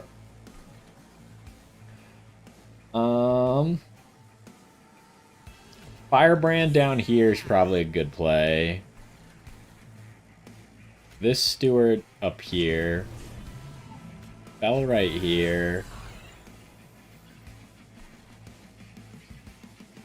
Okay, so since things are going to appear on each floor, there's no longer a huge advantage to putting Gold Tooth on the bottom floor, but there's still a good advantage to putting Magma Mauler on the bottom floor. So I'm going to put Magma Mauler down here. And I'm going to put Gold Tooth here. And that's all the energy we got, so we're going to have to hope that the card we just gave Intrinsic to really comes through and gives us something good. Oh my goodness. Okay, hold up. We got a lot going on. Also, we drew Bone Dog, so we can't get Bone Dog off of this, unfortunately. There's 3 cards available. Let's look at what's available, huh? And it probably doesn't matter, it's just these 3. I'd prefer to get Snotty Whelp, I think. But either way, like, we're probably going to play whatever card it gives us, so... So what do we got going on here? Triggers on death, 3 corruption. Unit takes 1 damage per stack at the end of turn. Stacks remain across turns. That's annoying. Okay, we got some problems. Hold up. Why are there so many of these things? So this was actually pretty good. It flipped this guy to the front. When a unit dies. But if we play anything, then we get sap. Okay, and can't deal 1 damage to enemy units. That's pretty good. Okay, we don't want to play a spell on that floor, though. Because that'll give him the incant. So I guess we're always playing this no matter what, right? So. Oh. What? Oh, I totally forgot it's cost 30 gold? Oh. That's a problem.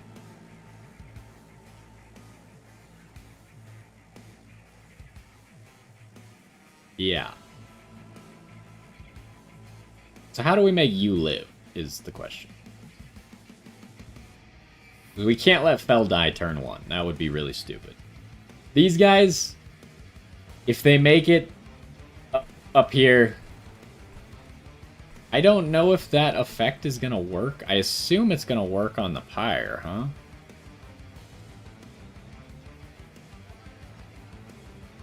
Maybe not. I hope this effect doesn't work on the Pyre. Also, how does the Pyre work? Does it hit everyone, or does it only hit the front guy? It's immune to most spell effects, so it would hopefully be immune to this corruption.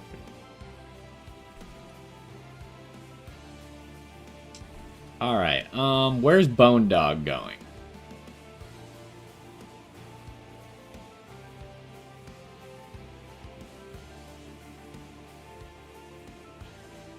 This is really tough.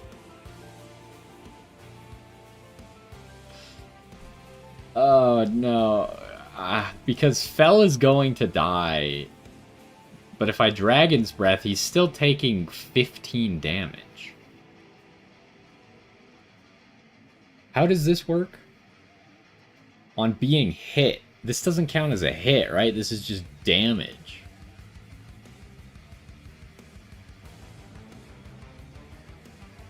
Okay, we could make an interesting play and I could sacrifice Bone Dog here.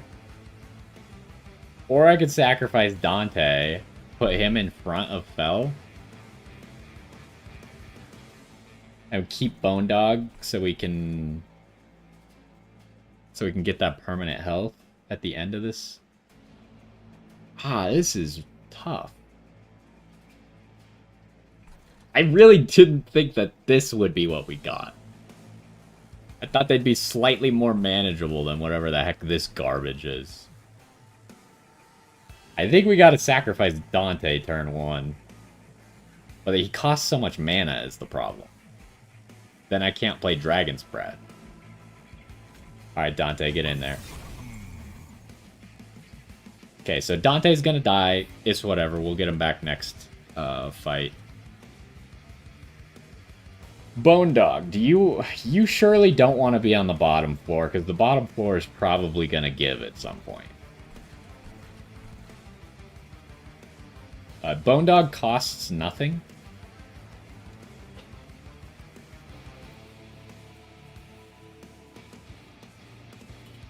But it'd be much better to put the Bone Dog on the bottom floor, right? Because we only have 1 capacity available here, whereas we have 2 here. We could put, how much does the Sneezy Dude cost? Sneezy Dude's only 1, so I guess it's okay. Yeah, we'll put Bone Dog up here. It increases how much damage we take, but it is what it is, huh?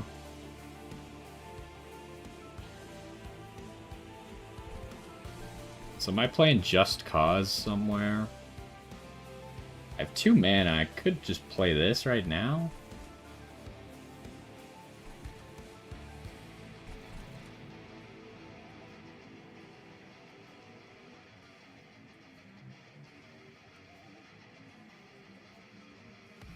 It'd be best to play it on Fel, but we want to save the Windblade for Fel.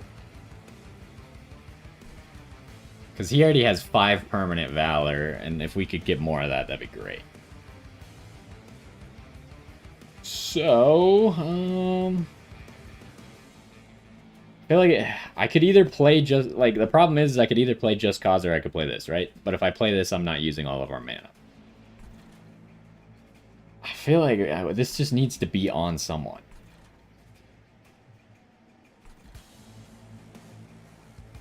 If I put it on Dante, it doesn't really help me. Because he already one-shots them anyways. This is so rough. I don't think there's a good play here. We're gonna give you some armor. Some Valor. Okay. That is what it is.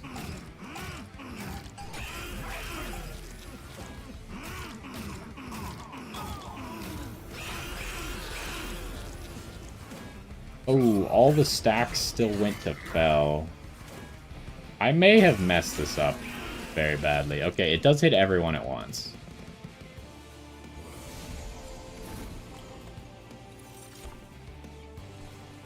Alright, so how does this work? Do these never go away? Oh, jeez. That's rough.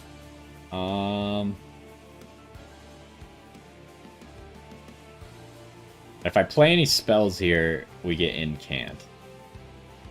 This guy's gonna die too? Oh my goodness. These things were actually the worst thing we could have ever seen out of the just spawn enemies, huh? They messed it up so badly. So this guy's gonna take 9 damage every single turn. We need to get his Valor above 9. What you could do with this... you are gonna need Lava Armor. Lava Armor on you, though, is also good.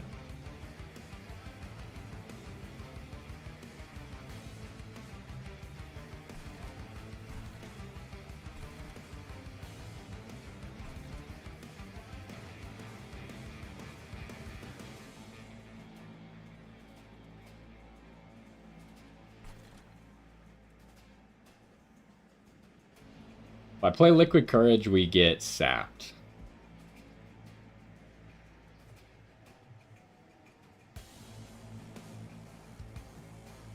But I really don't want to give him Lava Armor because I want to give him the Wind Blade.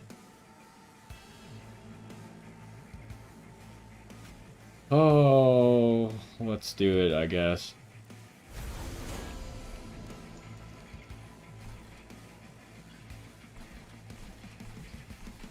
Now, how do I make you live?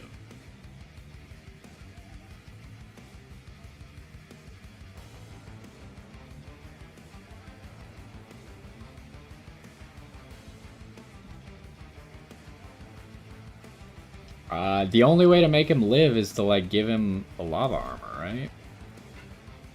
Even though I really want to give it to you. Dang it, man. These are the situations you get to into games like this. Where it's like there's an ideal play, but I can't make it because it's gonna cost me.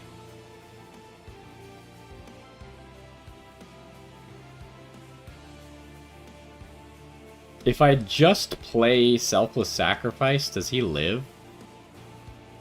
That might be the play. It'd be way nicer to just play Lava Armor right now.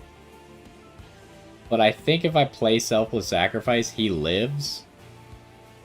And then he'll stabilize, hopefully. I'm gonna have to help him again next round. Because these guys, and then there's gonna be Incant. Okay, I need to just play the Lava Armor on him. It's not gonna work if I don't. And then I need to give him more Valor. Because he's gonna get more stacks of this Corruption. Oh my gosh. He's got 12 stacks of Corruption.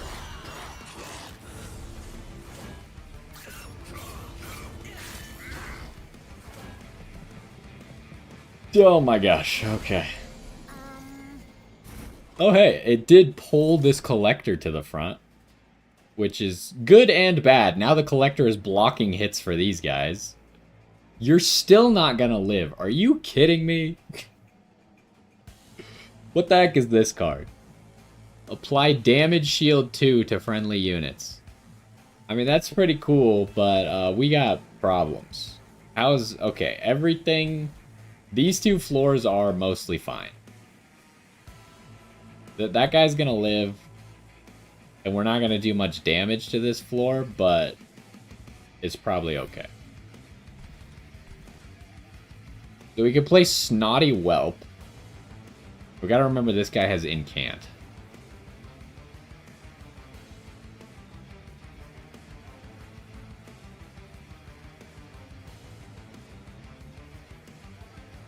Problem is, Snotty Whelp only does 1 damage.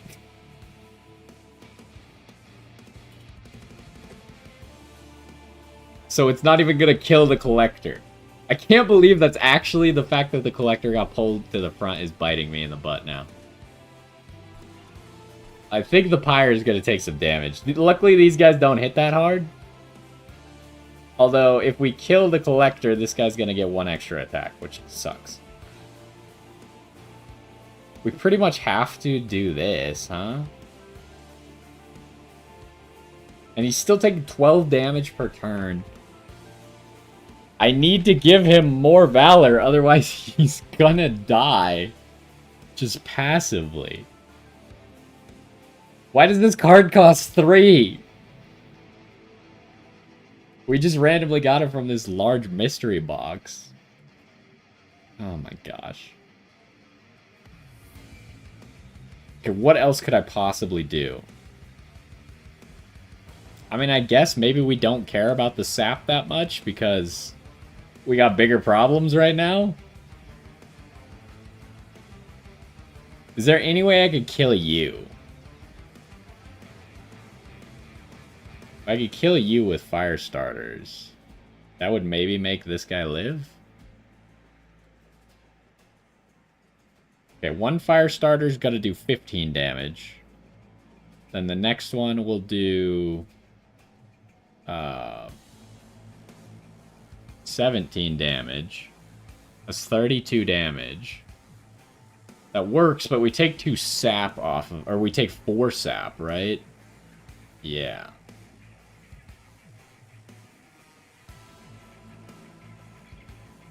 You have quick, though. Quick could instantly kill the collector.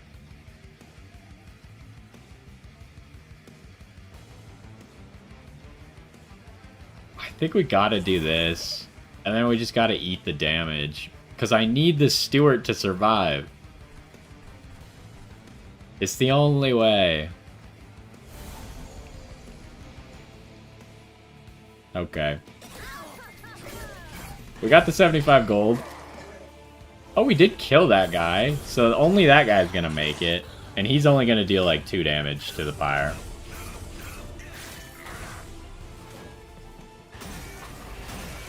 Yeah, he only did 2 damage.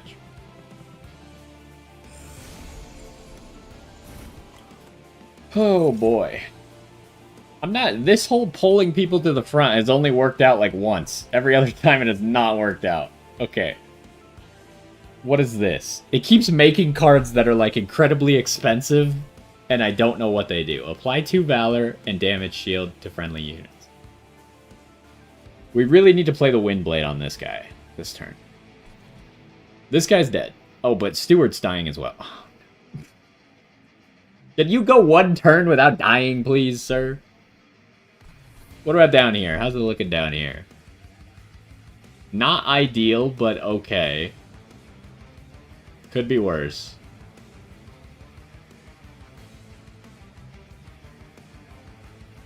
Okay, let's start. We gotta play the Windblade here. We need this permanent Valor. Now, this seems like the best play because he needs more Valor, otherwise he's just gonna die. Actually, he's just dead. I'm pretty sure he's just dead, right? Even if because it's only 1 damage shield, and the Valor's not enough. So this Steward is just dead no matter what I do here. Is that right? Is there really no way out of this? Now, we do have another Steward, right? It's just not as good as this one. It's just a basic Steward. So we could get another Steward onto this floor.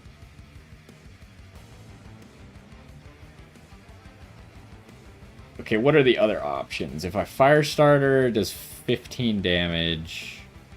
And then this guy immediately hits. I don't think there's any way we kill this guy before he attacks.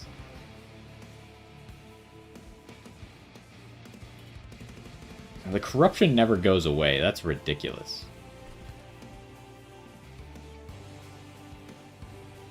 And even if I get 2 Valor and 1 damage shield, that's not good enough. When do you get the armor? After combat. When does the corruption deal damage? At the end of the turn. I think I'm dead before I even get the Valor. Maybe? Let's just try this. This is the only decent play. We're still dying.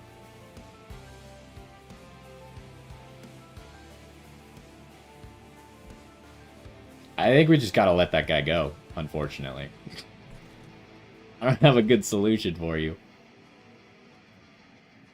In hindsight, then, because that didn't work, we should have just played this Benediction somewhere else. Can I blow someone up? Not really. So that's unfortunate. Guess we'll just Firestarter you.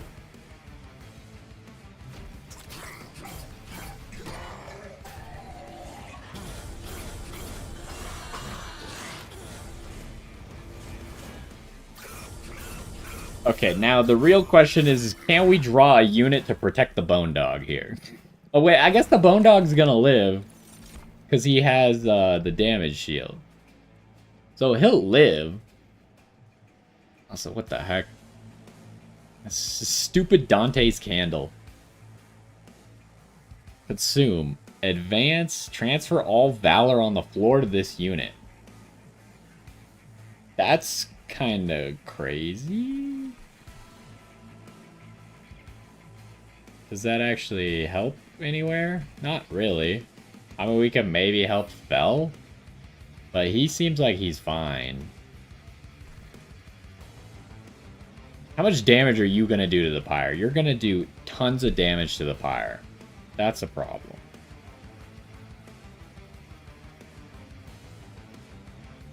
This doesn't actually give Valor, so... Is there any way...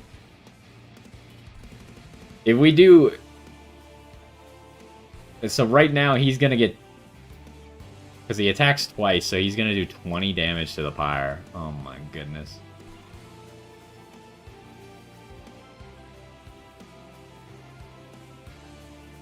This big guy's dead, which is great news.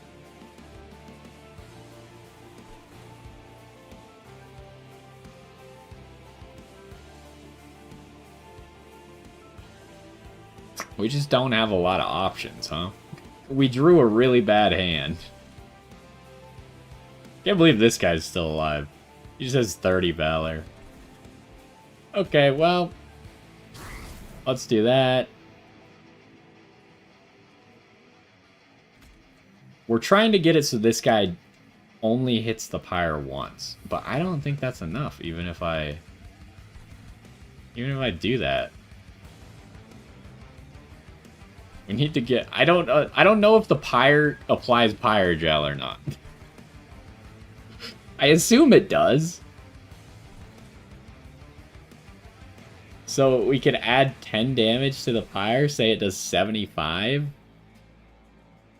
Right now, we're not close enough. But, like, what else am I going to do with my time, with my cards here, right? There's just not a lot that's going to happen, so... That's not good enough. Okay. Well... Whatever.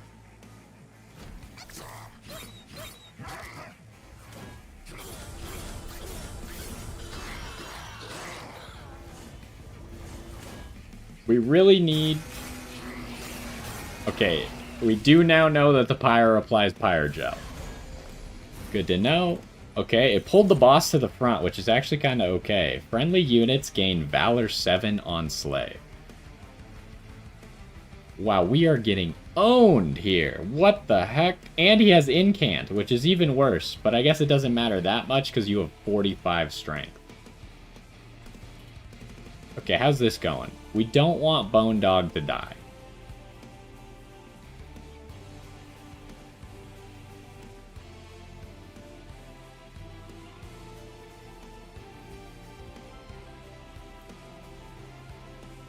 I think we do this.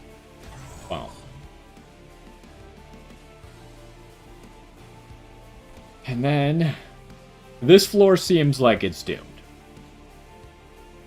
Unfortunately. I don't have any fire starters. Gains Titan skin. 5 damage reduction per... Oh, no. That's really bad.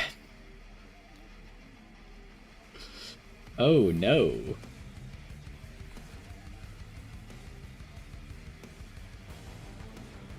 Wait, why does this card have Consume?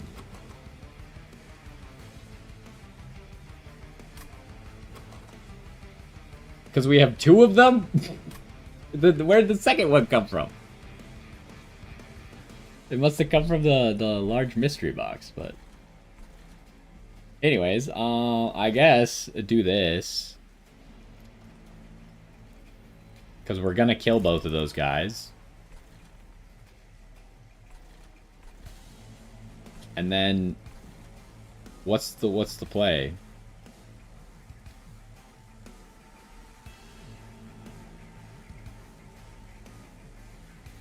I think I do this. We get sapped, but it'll give us time to apply some more stuff to this guy. Yeah, we're doing more damage, and he should end up with a bit of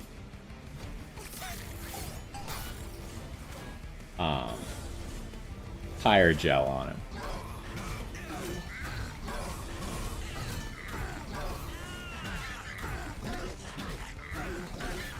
Yeah, he's got 38 stacks of Pyre Gel, which is pretty good for us. Okay, what the heck is this? Oh, make it rain. Well, we do have a lot of money. We've actually made, what, 125 gold on this fight alone? We did kill that collector. Dragon's Breath. Currently, we're getting owned again. Why couldn't we draw Selfless Sacrifice? I needed that this turn.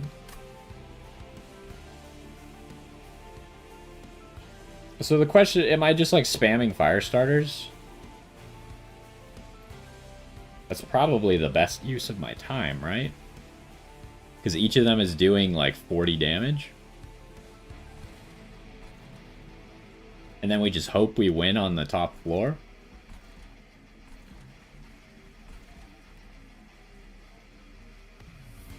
Otherwise, I could do this. That would apply Pyre Gel to that guy as well. Wait, this is 10 Pyre Gel, which is actually probably worth more than the Fire Starter.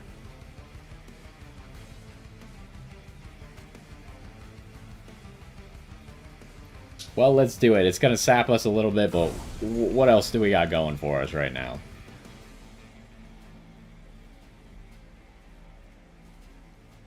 Do I play Make It Rain? It would deal 150 damage.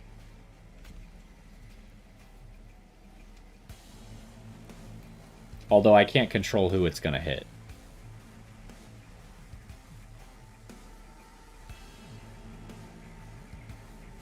How much damage does this deal? Not very much.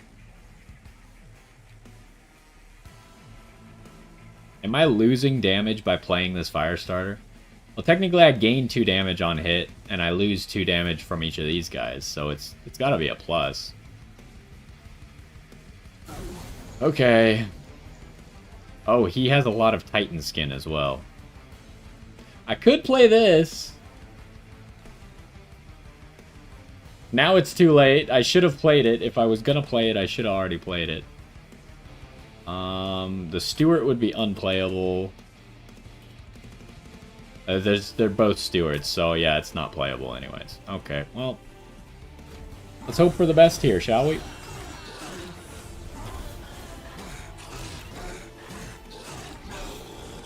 Well, the dragon got us another 30 gold before he died. Okay, Bone Dog is dying. We do not want Bone Dog to die. It's really close, though, right? So we should be able to get it here. I could play Cursed Dragon Staff. Oh, no. Hold up.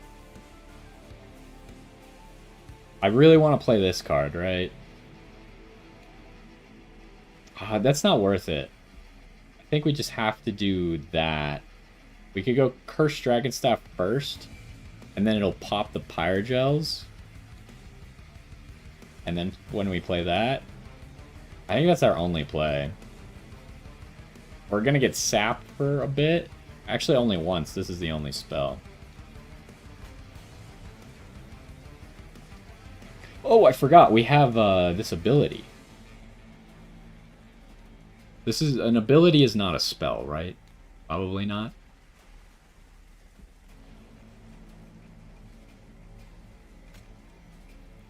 Who do we put this on? Well, you're gonna live the longest, so you. And then sneeze on him. Alright, he's gonna die. And Pyre Dog, or Bone Dog, is gonna live. This is great news. So I should just play nothing here. Probably. Because we already know we're gonna win without taking any damage, and Pyre Dog, or Bone Dog.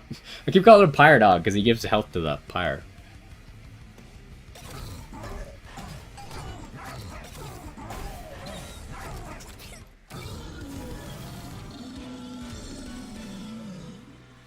Alright, it wasn't perfect, but we got the extra 150 gold.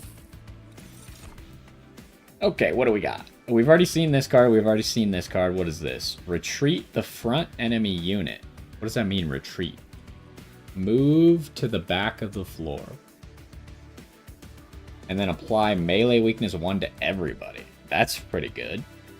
This is good because if we pull the wrong unit to the front with our passive, then we can change it around. You get another Dragon's Breath, gain 10 when a unit dies. Is that just my units or is it their units? Because if it's their units, that's pretty good.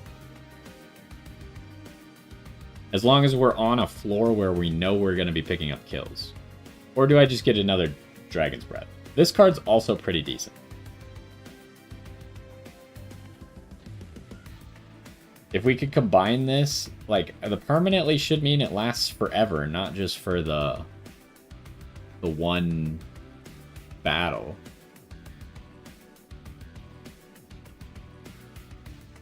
I think we take this. We have so much gold right now that I don't think it's worth getting something that gives us more gold.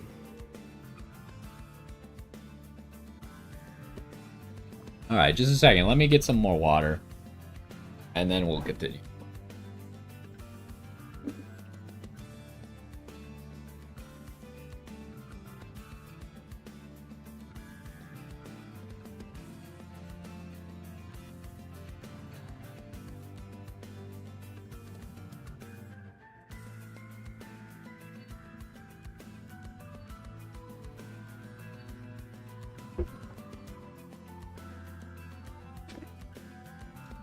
Okay, we're back. So, what do we got on each side? We got 150 gold. We got a random event. Wait. Yeah, just something random. We got trinkets. How much pyre health do we have? We're missing 34. So we could heal to full off of that. And remove 2 cards from your deck. So this improves equipment and rooms. Is there anything we really want to get out of our deck? I guess we could purge the Dante's Candle.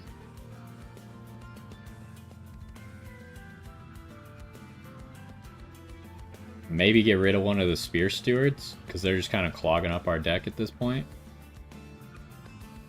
And now that we have so much gold, we will be able to play that one Soldier of Fortune. As long as we don't spend all of our gold. So I really like artifacts, though. I feel like artifacts are the play, but this side is, like, we don't know what this is going to be at all. And we don't really need gold, so we'd just be going for the artifacts. But it's an artifact merchant, so we can buy more than one artifact. And especially with gold there, we could probably buy all the artifacts that it has. Plus re-roll it and get some more artifacts. Maybe that's the play.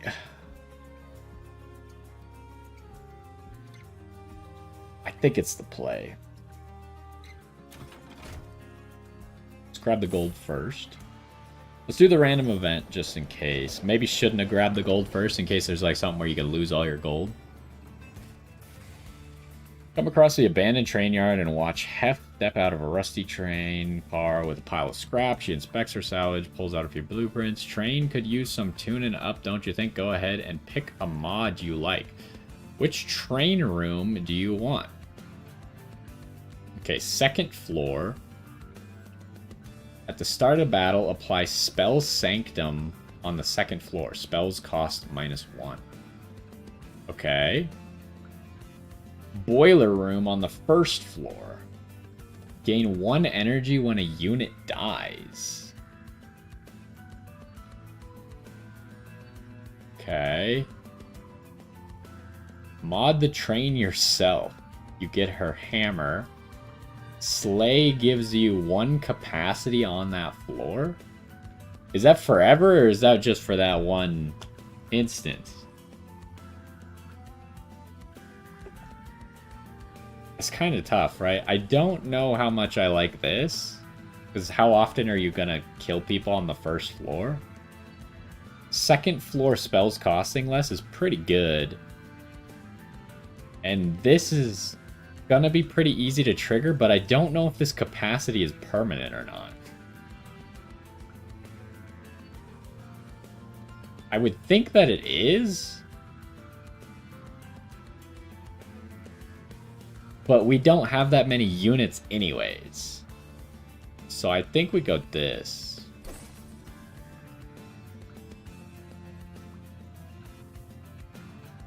Okay. Alright, thanks for your help, lady. Alright, let's see what we could get here.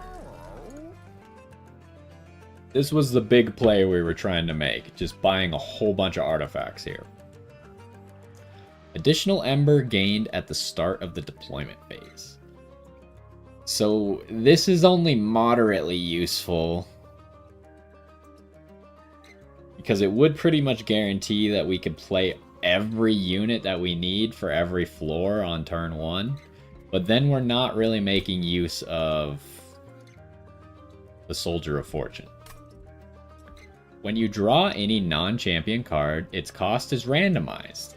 I hate that. Oh no. At the end of battle, gain 3 Dragon's Horde if your pyre took no damage. Well, we haven't been doing a very good job of that. But I'm gonna get it anyways. Okay, we got $400. I don't think this is worth it. I think we reroll and hope for something good. Dragons apply Pyre Gel 5 when attacking. How many dragons do we have? Do we just have the 1 dragon? I assume Dragon's Breath does not count.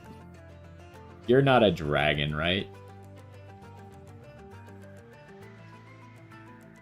Goldtooth is a dragon. Oh, you're a dragon. Magma Mauler's a dragon. The Whelp is a whelp. He's not a dragon. Come on. Okay, so it's not terrible. But Magma Mauler already applies Pyre Gel, right? Yeah, he applies Pyre Gel 8. So it's kind of redundant on him, but it's more Pyre Gel, so it's not terrible.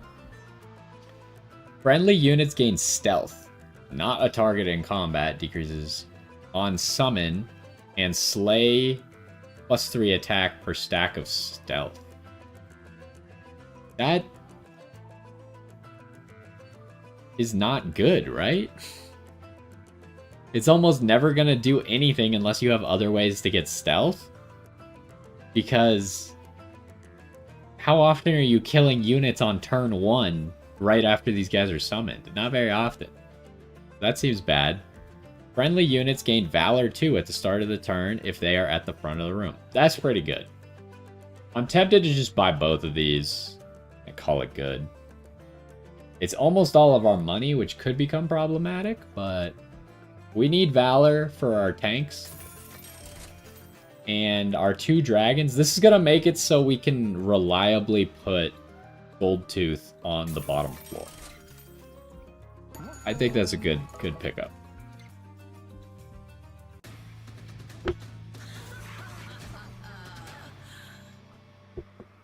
Hey, Kale, Lord of Cherubs.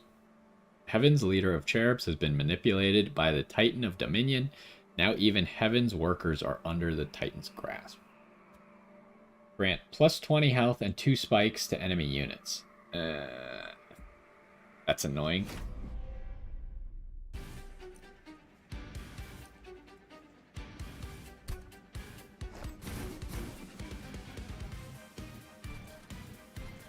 Okay, so this is the room that has the spells cost 2 or 1 less.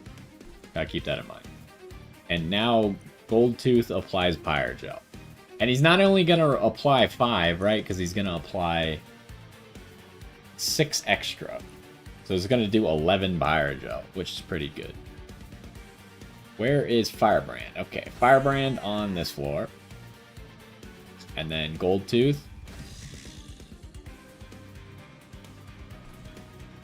And then Fell. And a Magma Mauler.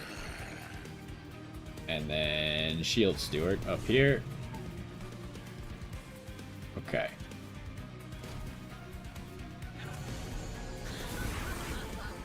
All right, the boss is just here. Hey, we got this spell again. Okay, so anything we play in the middle costs less. So we can actually just play a whole bunch of spells for free in the middle. Okay. We have that Eaton mechanic, which is what I was talking about earlier, was in the previous game, but on our side, not on the enemy side. After the next round of combat, this unit will be eaten by the front unit. Okay, so... Oh no, not more of these things. Oh, jeez. So this is actually good. This is where our Breath of Heaven is paying off for us, because it pulled this guy to the front, so he's just going to get murdered. So we don't have to worry about anyone eating him. What's going on up here? I really would... I think we got to play Soldier of Fortune, right? Oh, wait, hold up. Spells... Okay, it costs 0. There's no benefit for me playing it on that floor. What do we got? We got a super strong Spear Steward.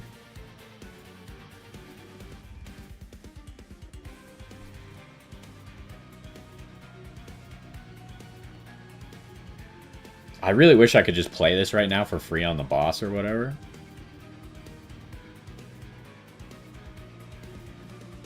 Okay, you have shift though. I could take advantage of that because these spells are free and this has advance. What do I want to do down here?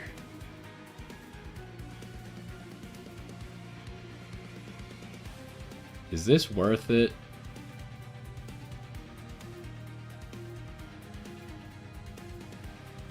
I probably just want a Dragon's Breath, right? Okay, let's mess around with this though, because we can get the Permanent Valor up here. If we first move you to the front, and then we move you back to the front, we just got 2 Permanent Valor. For completely free, because those cards cost nothing, and I wasn't going to use them on anything else. This is kind of crazy, actually, the middle car having spells costing less. Especially if I always put Fell here and then I just shift him around and stuff. I think we gotta play this.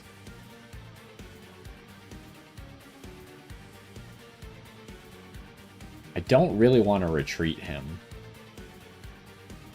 So I guess I'm probably playing the Spear Steward up top here. It kinda sucks that this guy is going to take so much damage, but he'll have some turns to hopefully build up some Valor and not die so quickly. So do that. And then do that, and hope the corruption is not too much.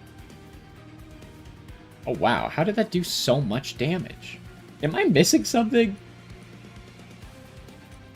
Sometimes these spells seem to do way more damage than I was expecting. And this is at the start of the turn. Okay, so that's why he already has 2 Valor.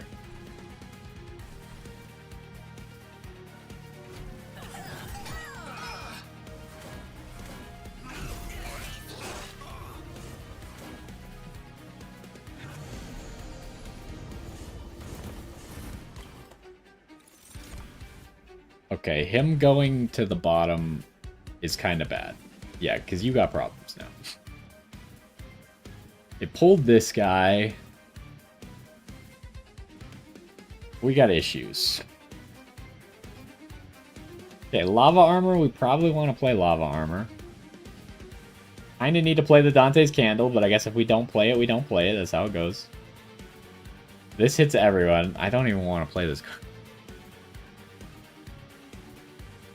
Might have to use this. I could play this for free here. This doesn't count as a spell, so I can't play it for free.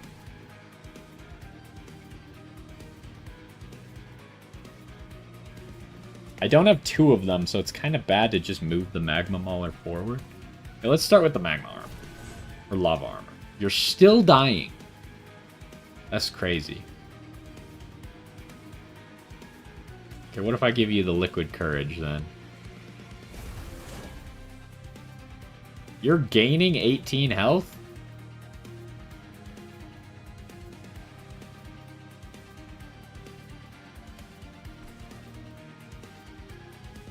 Like, it still makes sense to play it here, right? Because there's no way this guy's gonna kill Magma Mauler.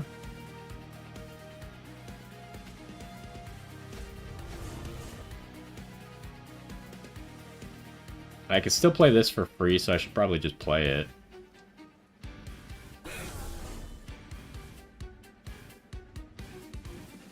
And then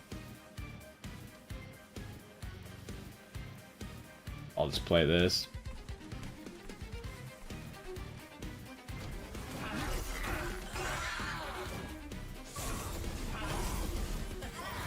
Okay, he's got 19 Valor.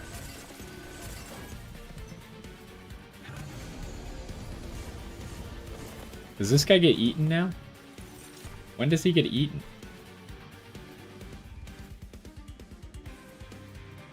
Maybe he already got eaten? Oh, who's he supposed to get eaten by? By the front unit without an eaten ability. Oh yeah, he has spikes now. That's a problem. That's a big problem, actually.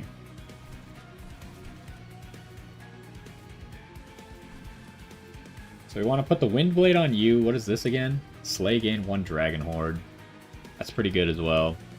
We can play all these spells for free here. How is this floor going? This floor seems to like it's gonna work itself out now. It's not great because he's gonna keep getting corruption from this, and that guy's annoying, but... Okay, so I do have a just cause to move you back to the front. Start with that. Okay, now you're dying, which I do not want.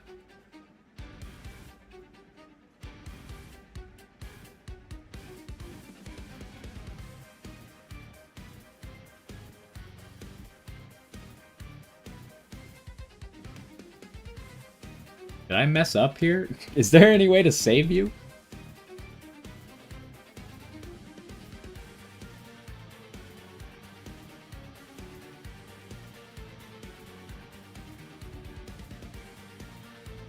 I could kill this guy, but this guy's not doing any damage anyways.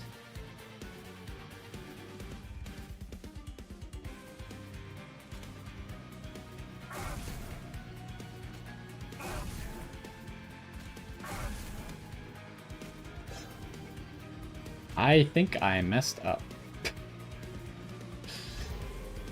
Now they're both dying.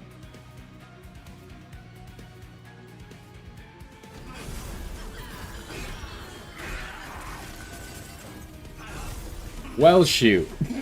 That seems like it's bad. Does your champion come back, or do you only get the champion once?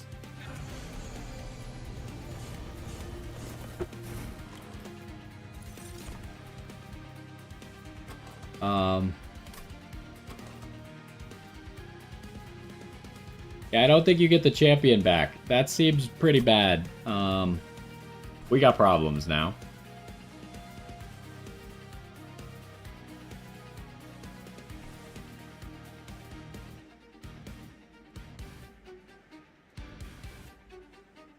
Descend, then advance a unit. This guy's dying now, huh?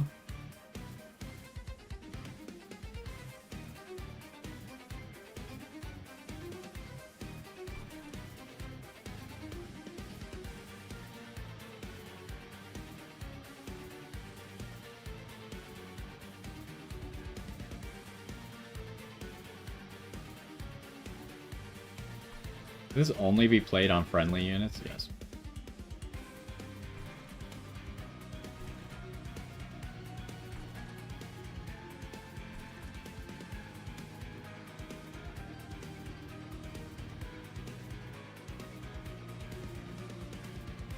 How did this go so wrong?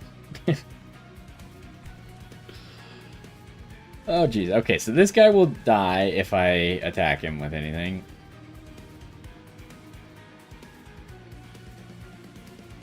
Ah, the steward takes up so much space.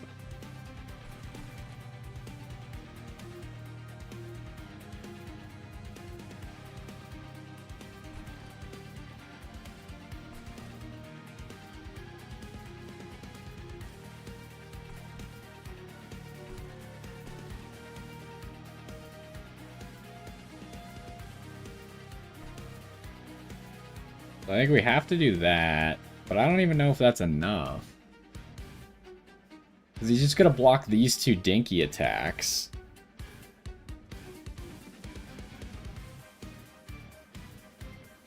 I think we need the whelp.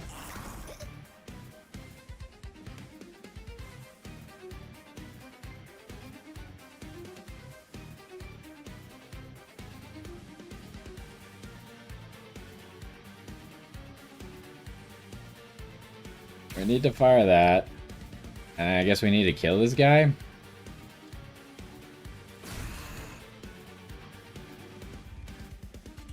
And then do that. So he lives now.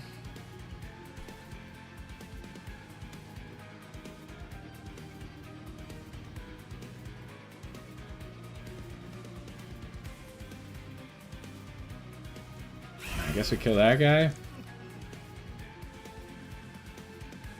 I could descend this guy down.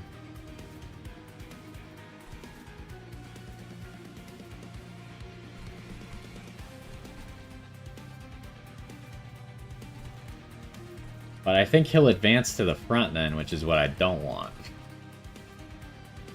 What if I advance this guy to the front?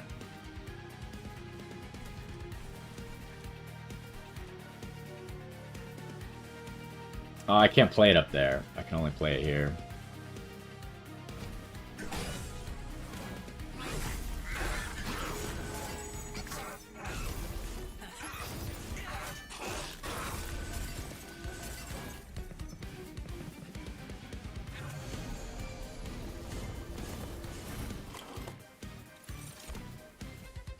This thing again, huh? Everything is going wrong, but at least the bottom floor seems to have worked itself out a little bit.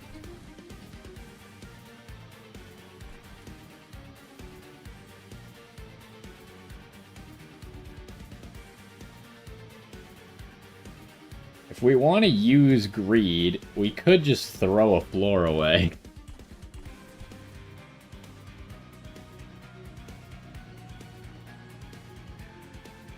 You have spikes? Why can you get spikes? That's annoying.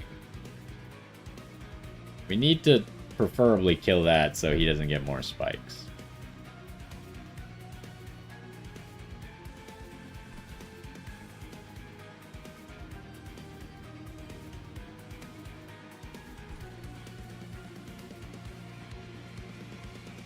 Where are all my good cards?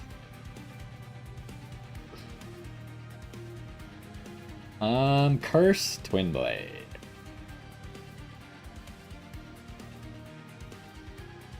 So after this guy attacks 3 times, then he'll be at negative attack.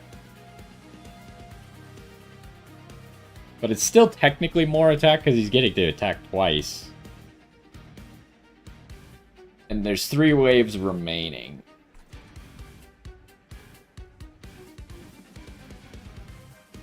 Could play Dante.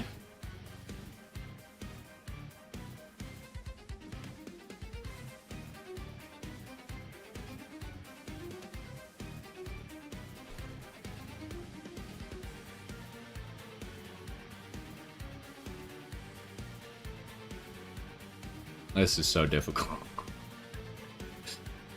Okay, so I mean, this floor is fine, but I really don't want this guy eating the cherub.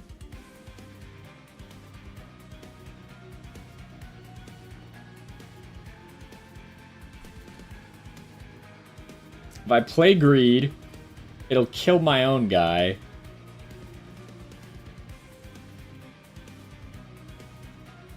But we'll kill this. This guy already has 8 spike. Like, these are problems. And I have nothing I can do about it.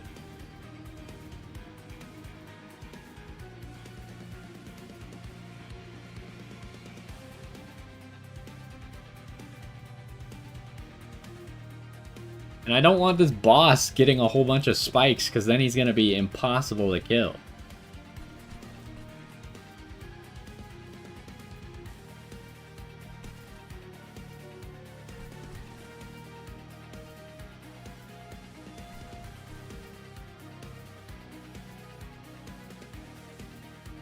So I can't cast Greed. That will kill both of these guys here.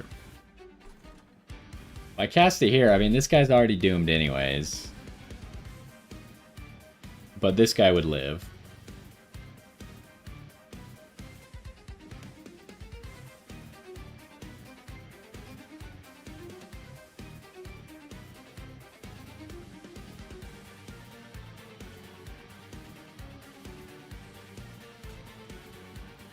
I honestly don't know what to do. Too many of the floors are a problem.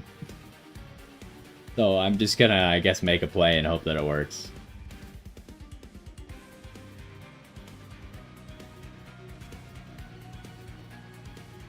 Gonna play Dante.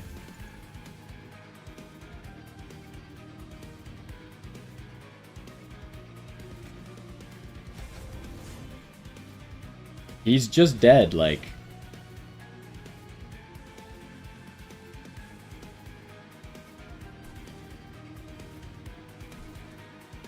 And if I play the Bone Dog dies to the spikes.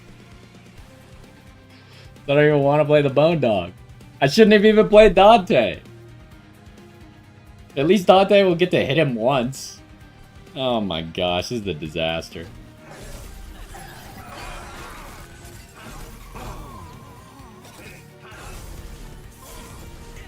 I can't believe Fell died so early.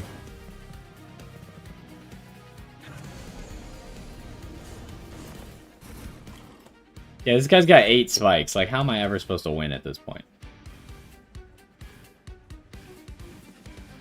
And this only works on one guy? It's not even that good.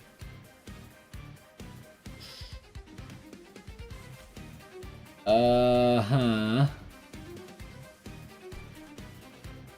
That guy's dying too?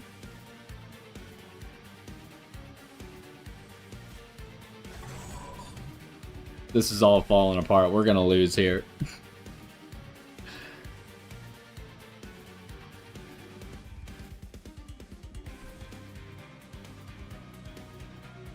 You know, what I was really hoping would happen is I would stack a whole bunch of Pyrogel on the boss while we were fine. But we haven't been fine for a single second, so I haven't had the chance to do that.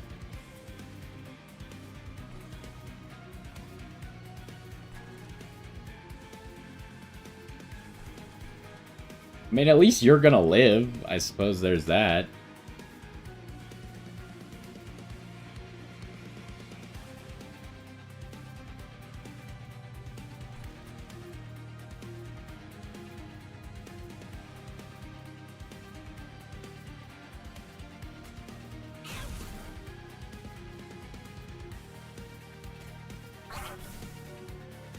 Why didn't it kill? No. Oh, jeez. We got problems.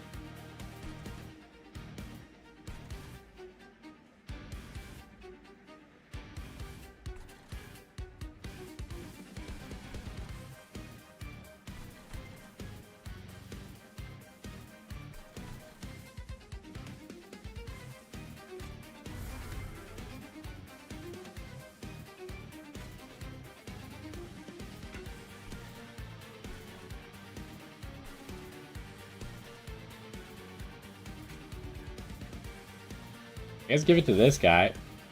Oh, I didn't expect that would pull him. It's probably set advance.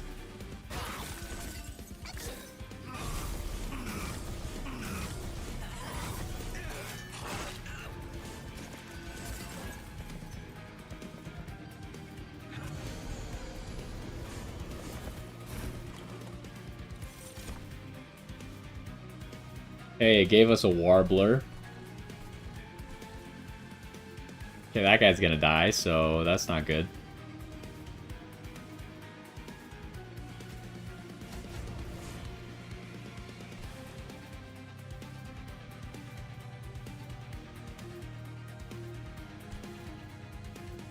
How's this going down here?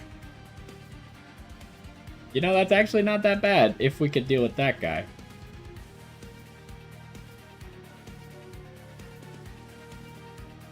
But I don't think we can.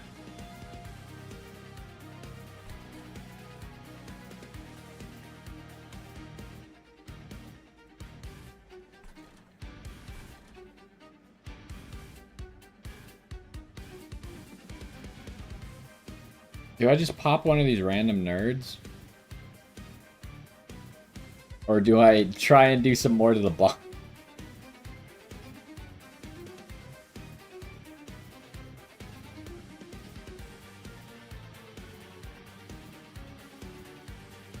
Like, this floor is just completely doomed.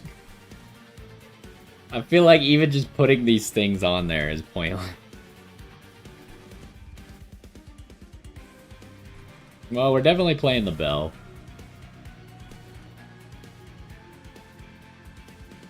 This guy, I guess, is making it up to the top. But if I killed him, then we wouldn't have another bell in our deck. Why are you dying? Because he has 8 spikes. That's terrible news.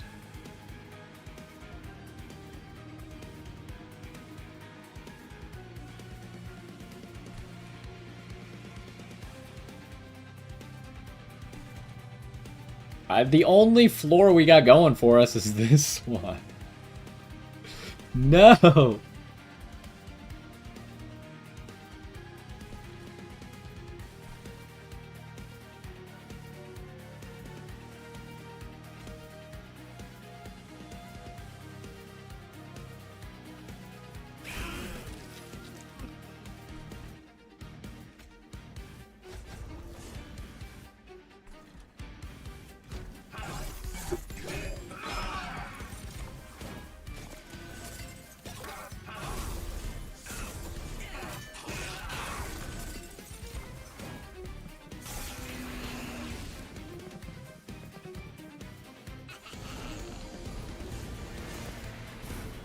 Okay, for some reason this wave just has cherubs. Oh, we are so doomed. Oh no.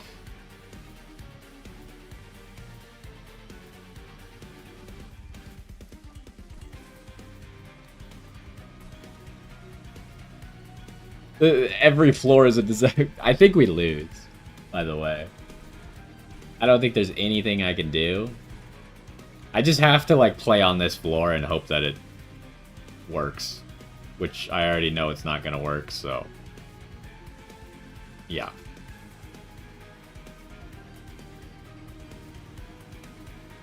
This is not enough damage.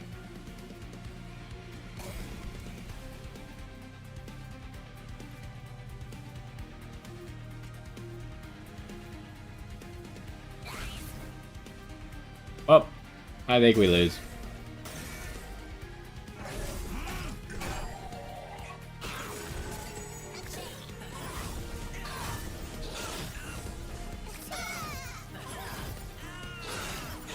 It's just that he has too much spikes on him. Yeah, the spikes do apply to the pyre as well.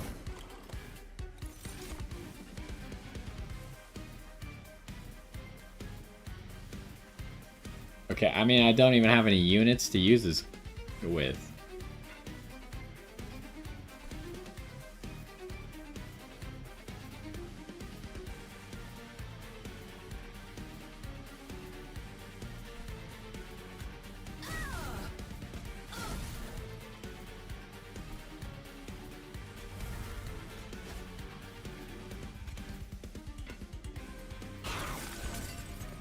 This is a sad descent into losing. Can we get some units to actually play? No.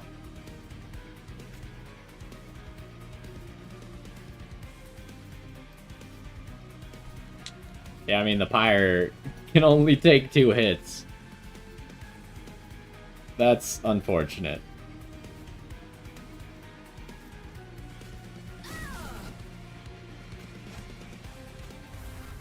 I really couldn't draw a single unit. Like, I have, like, 3 of them in here still, right? Maybe only 2? No, I have 3. It wouldn't have mattered, I guess. They would have just died in 1 hit anyways to this thing. Dang it.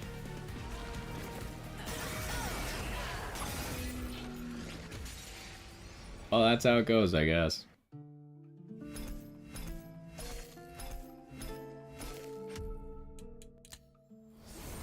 Hey, we leveled up this faction. Summon a Hymnist. Applies Valor 5 to friendly unit. Oh, summoning a Hymnist. Oh, we also had Pyreborn as our second faction. So how this game works is you pick like a primary faction, and then you pick a secondary faction.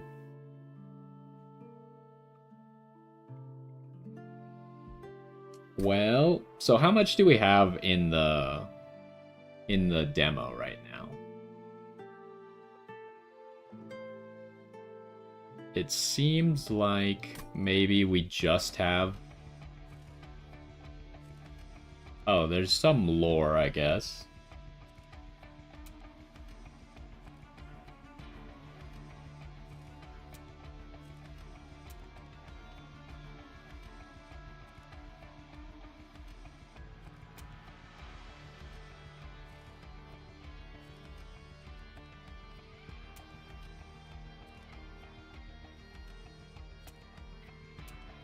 Everyone's fighting.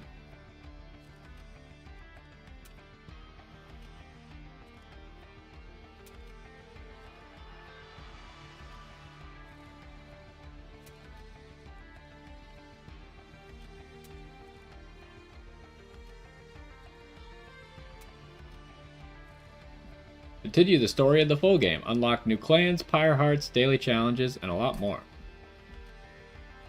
Customize your train. Is that like visual, or is there like actual things you can change about the train? You can't do that, can't do that. If I pick a new run...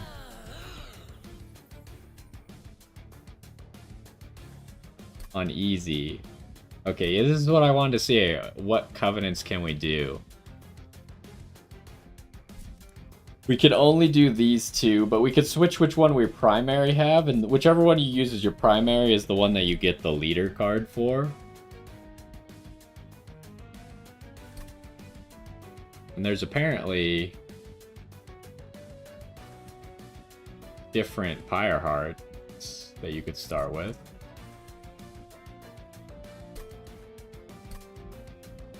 But yeah, I think that's probably gonna do it for us playing the demo. What is mutators?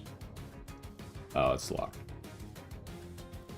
The only other thing we could do is just play, like, swap who's the leader and who's not. Otherwise, we can't try any of the other factions or anything. So we'll have to wait for the actual game to come out to try any of that. But, I mean, the first run didn't go that well. It kind of fell apart there.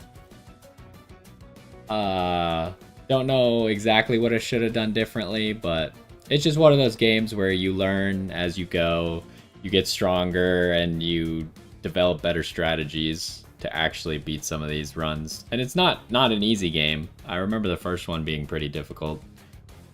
So anyways, that's gonna do it for us trying out the demo of Monster Train 2. I'm excited to actually try it when it comes out, but we'll take a break for now and we'll sit back and wait for when it actually arrives, and then we'll get to try all the factions and stuff.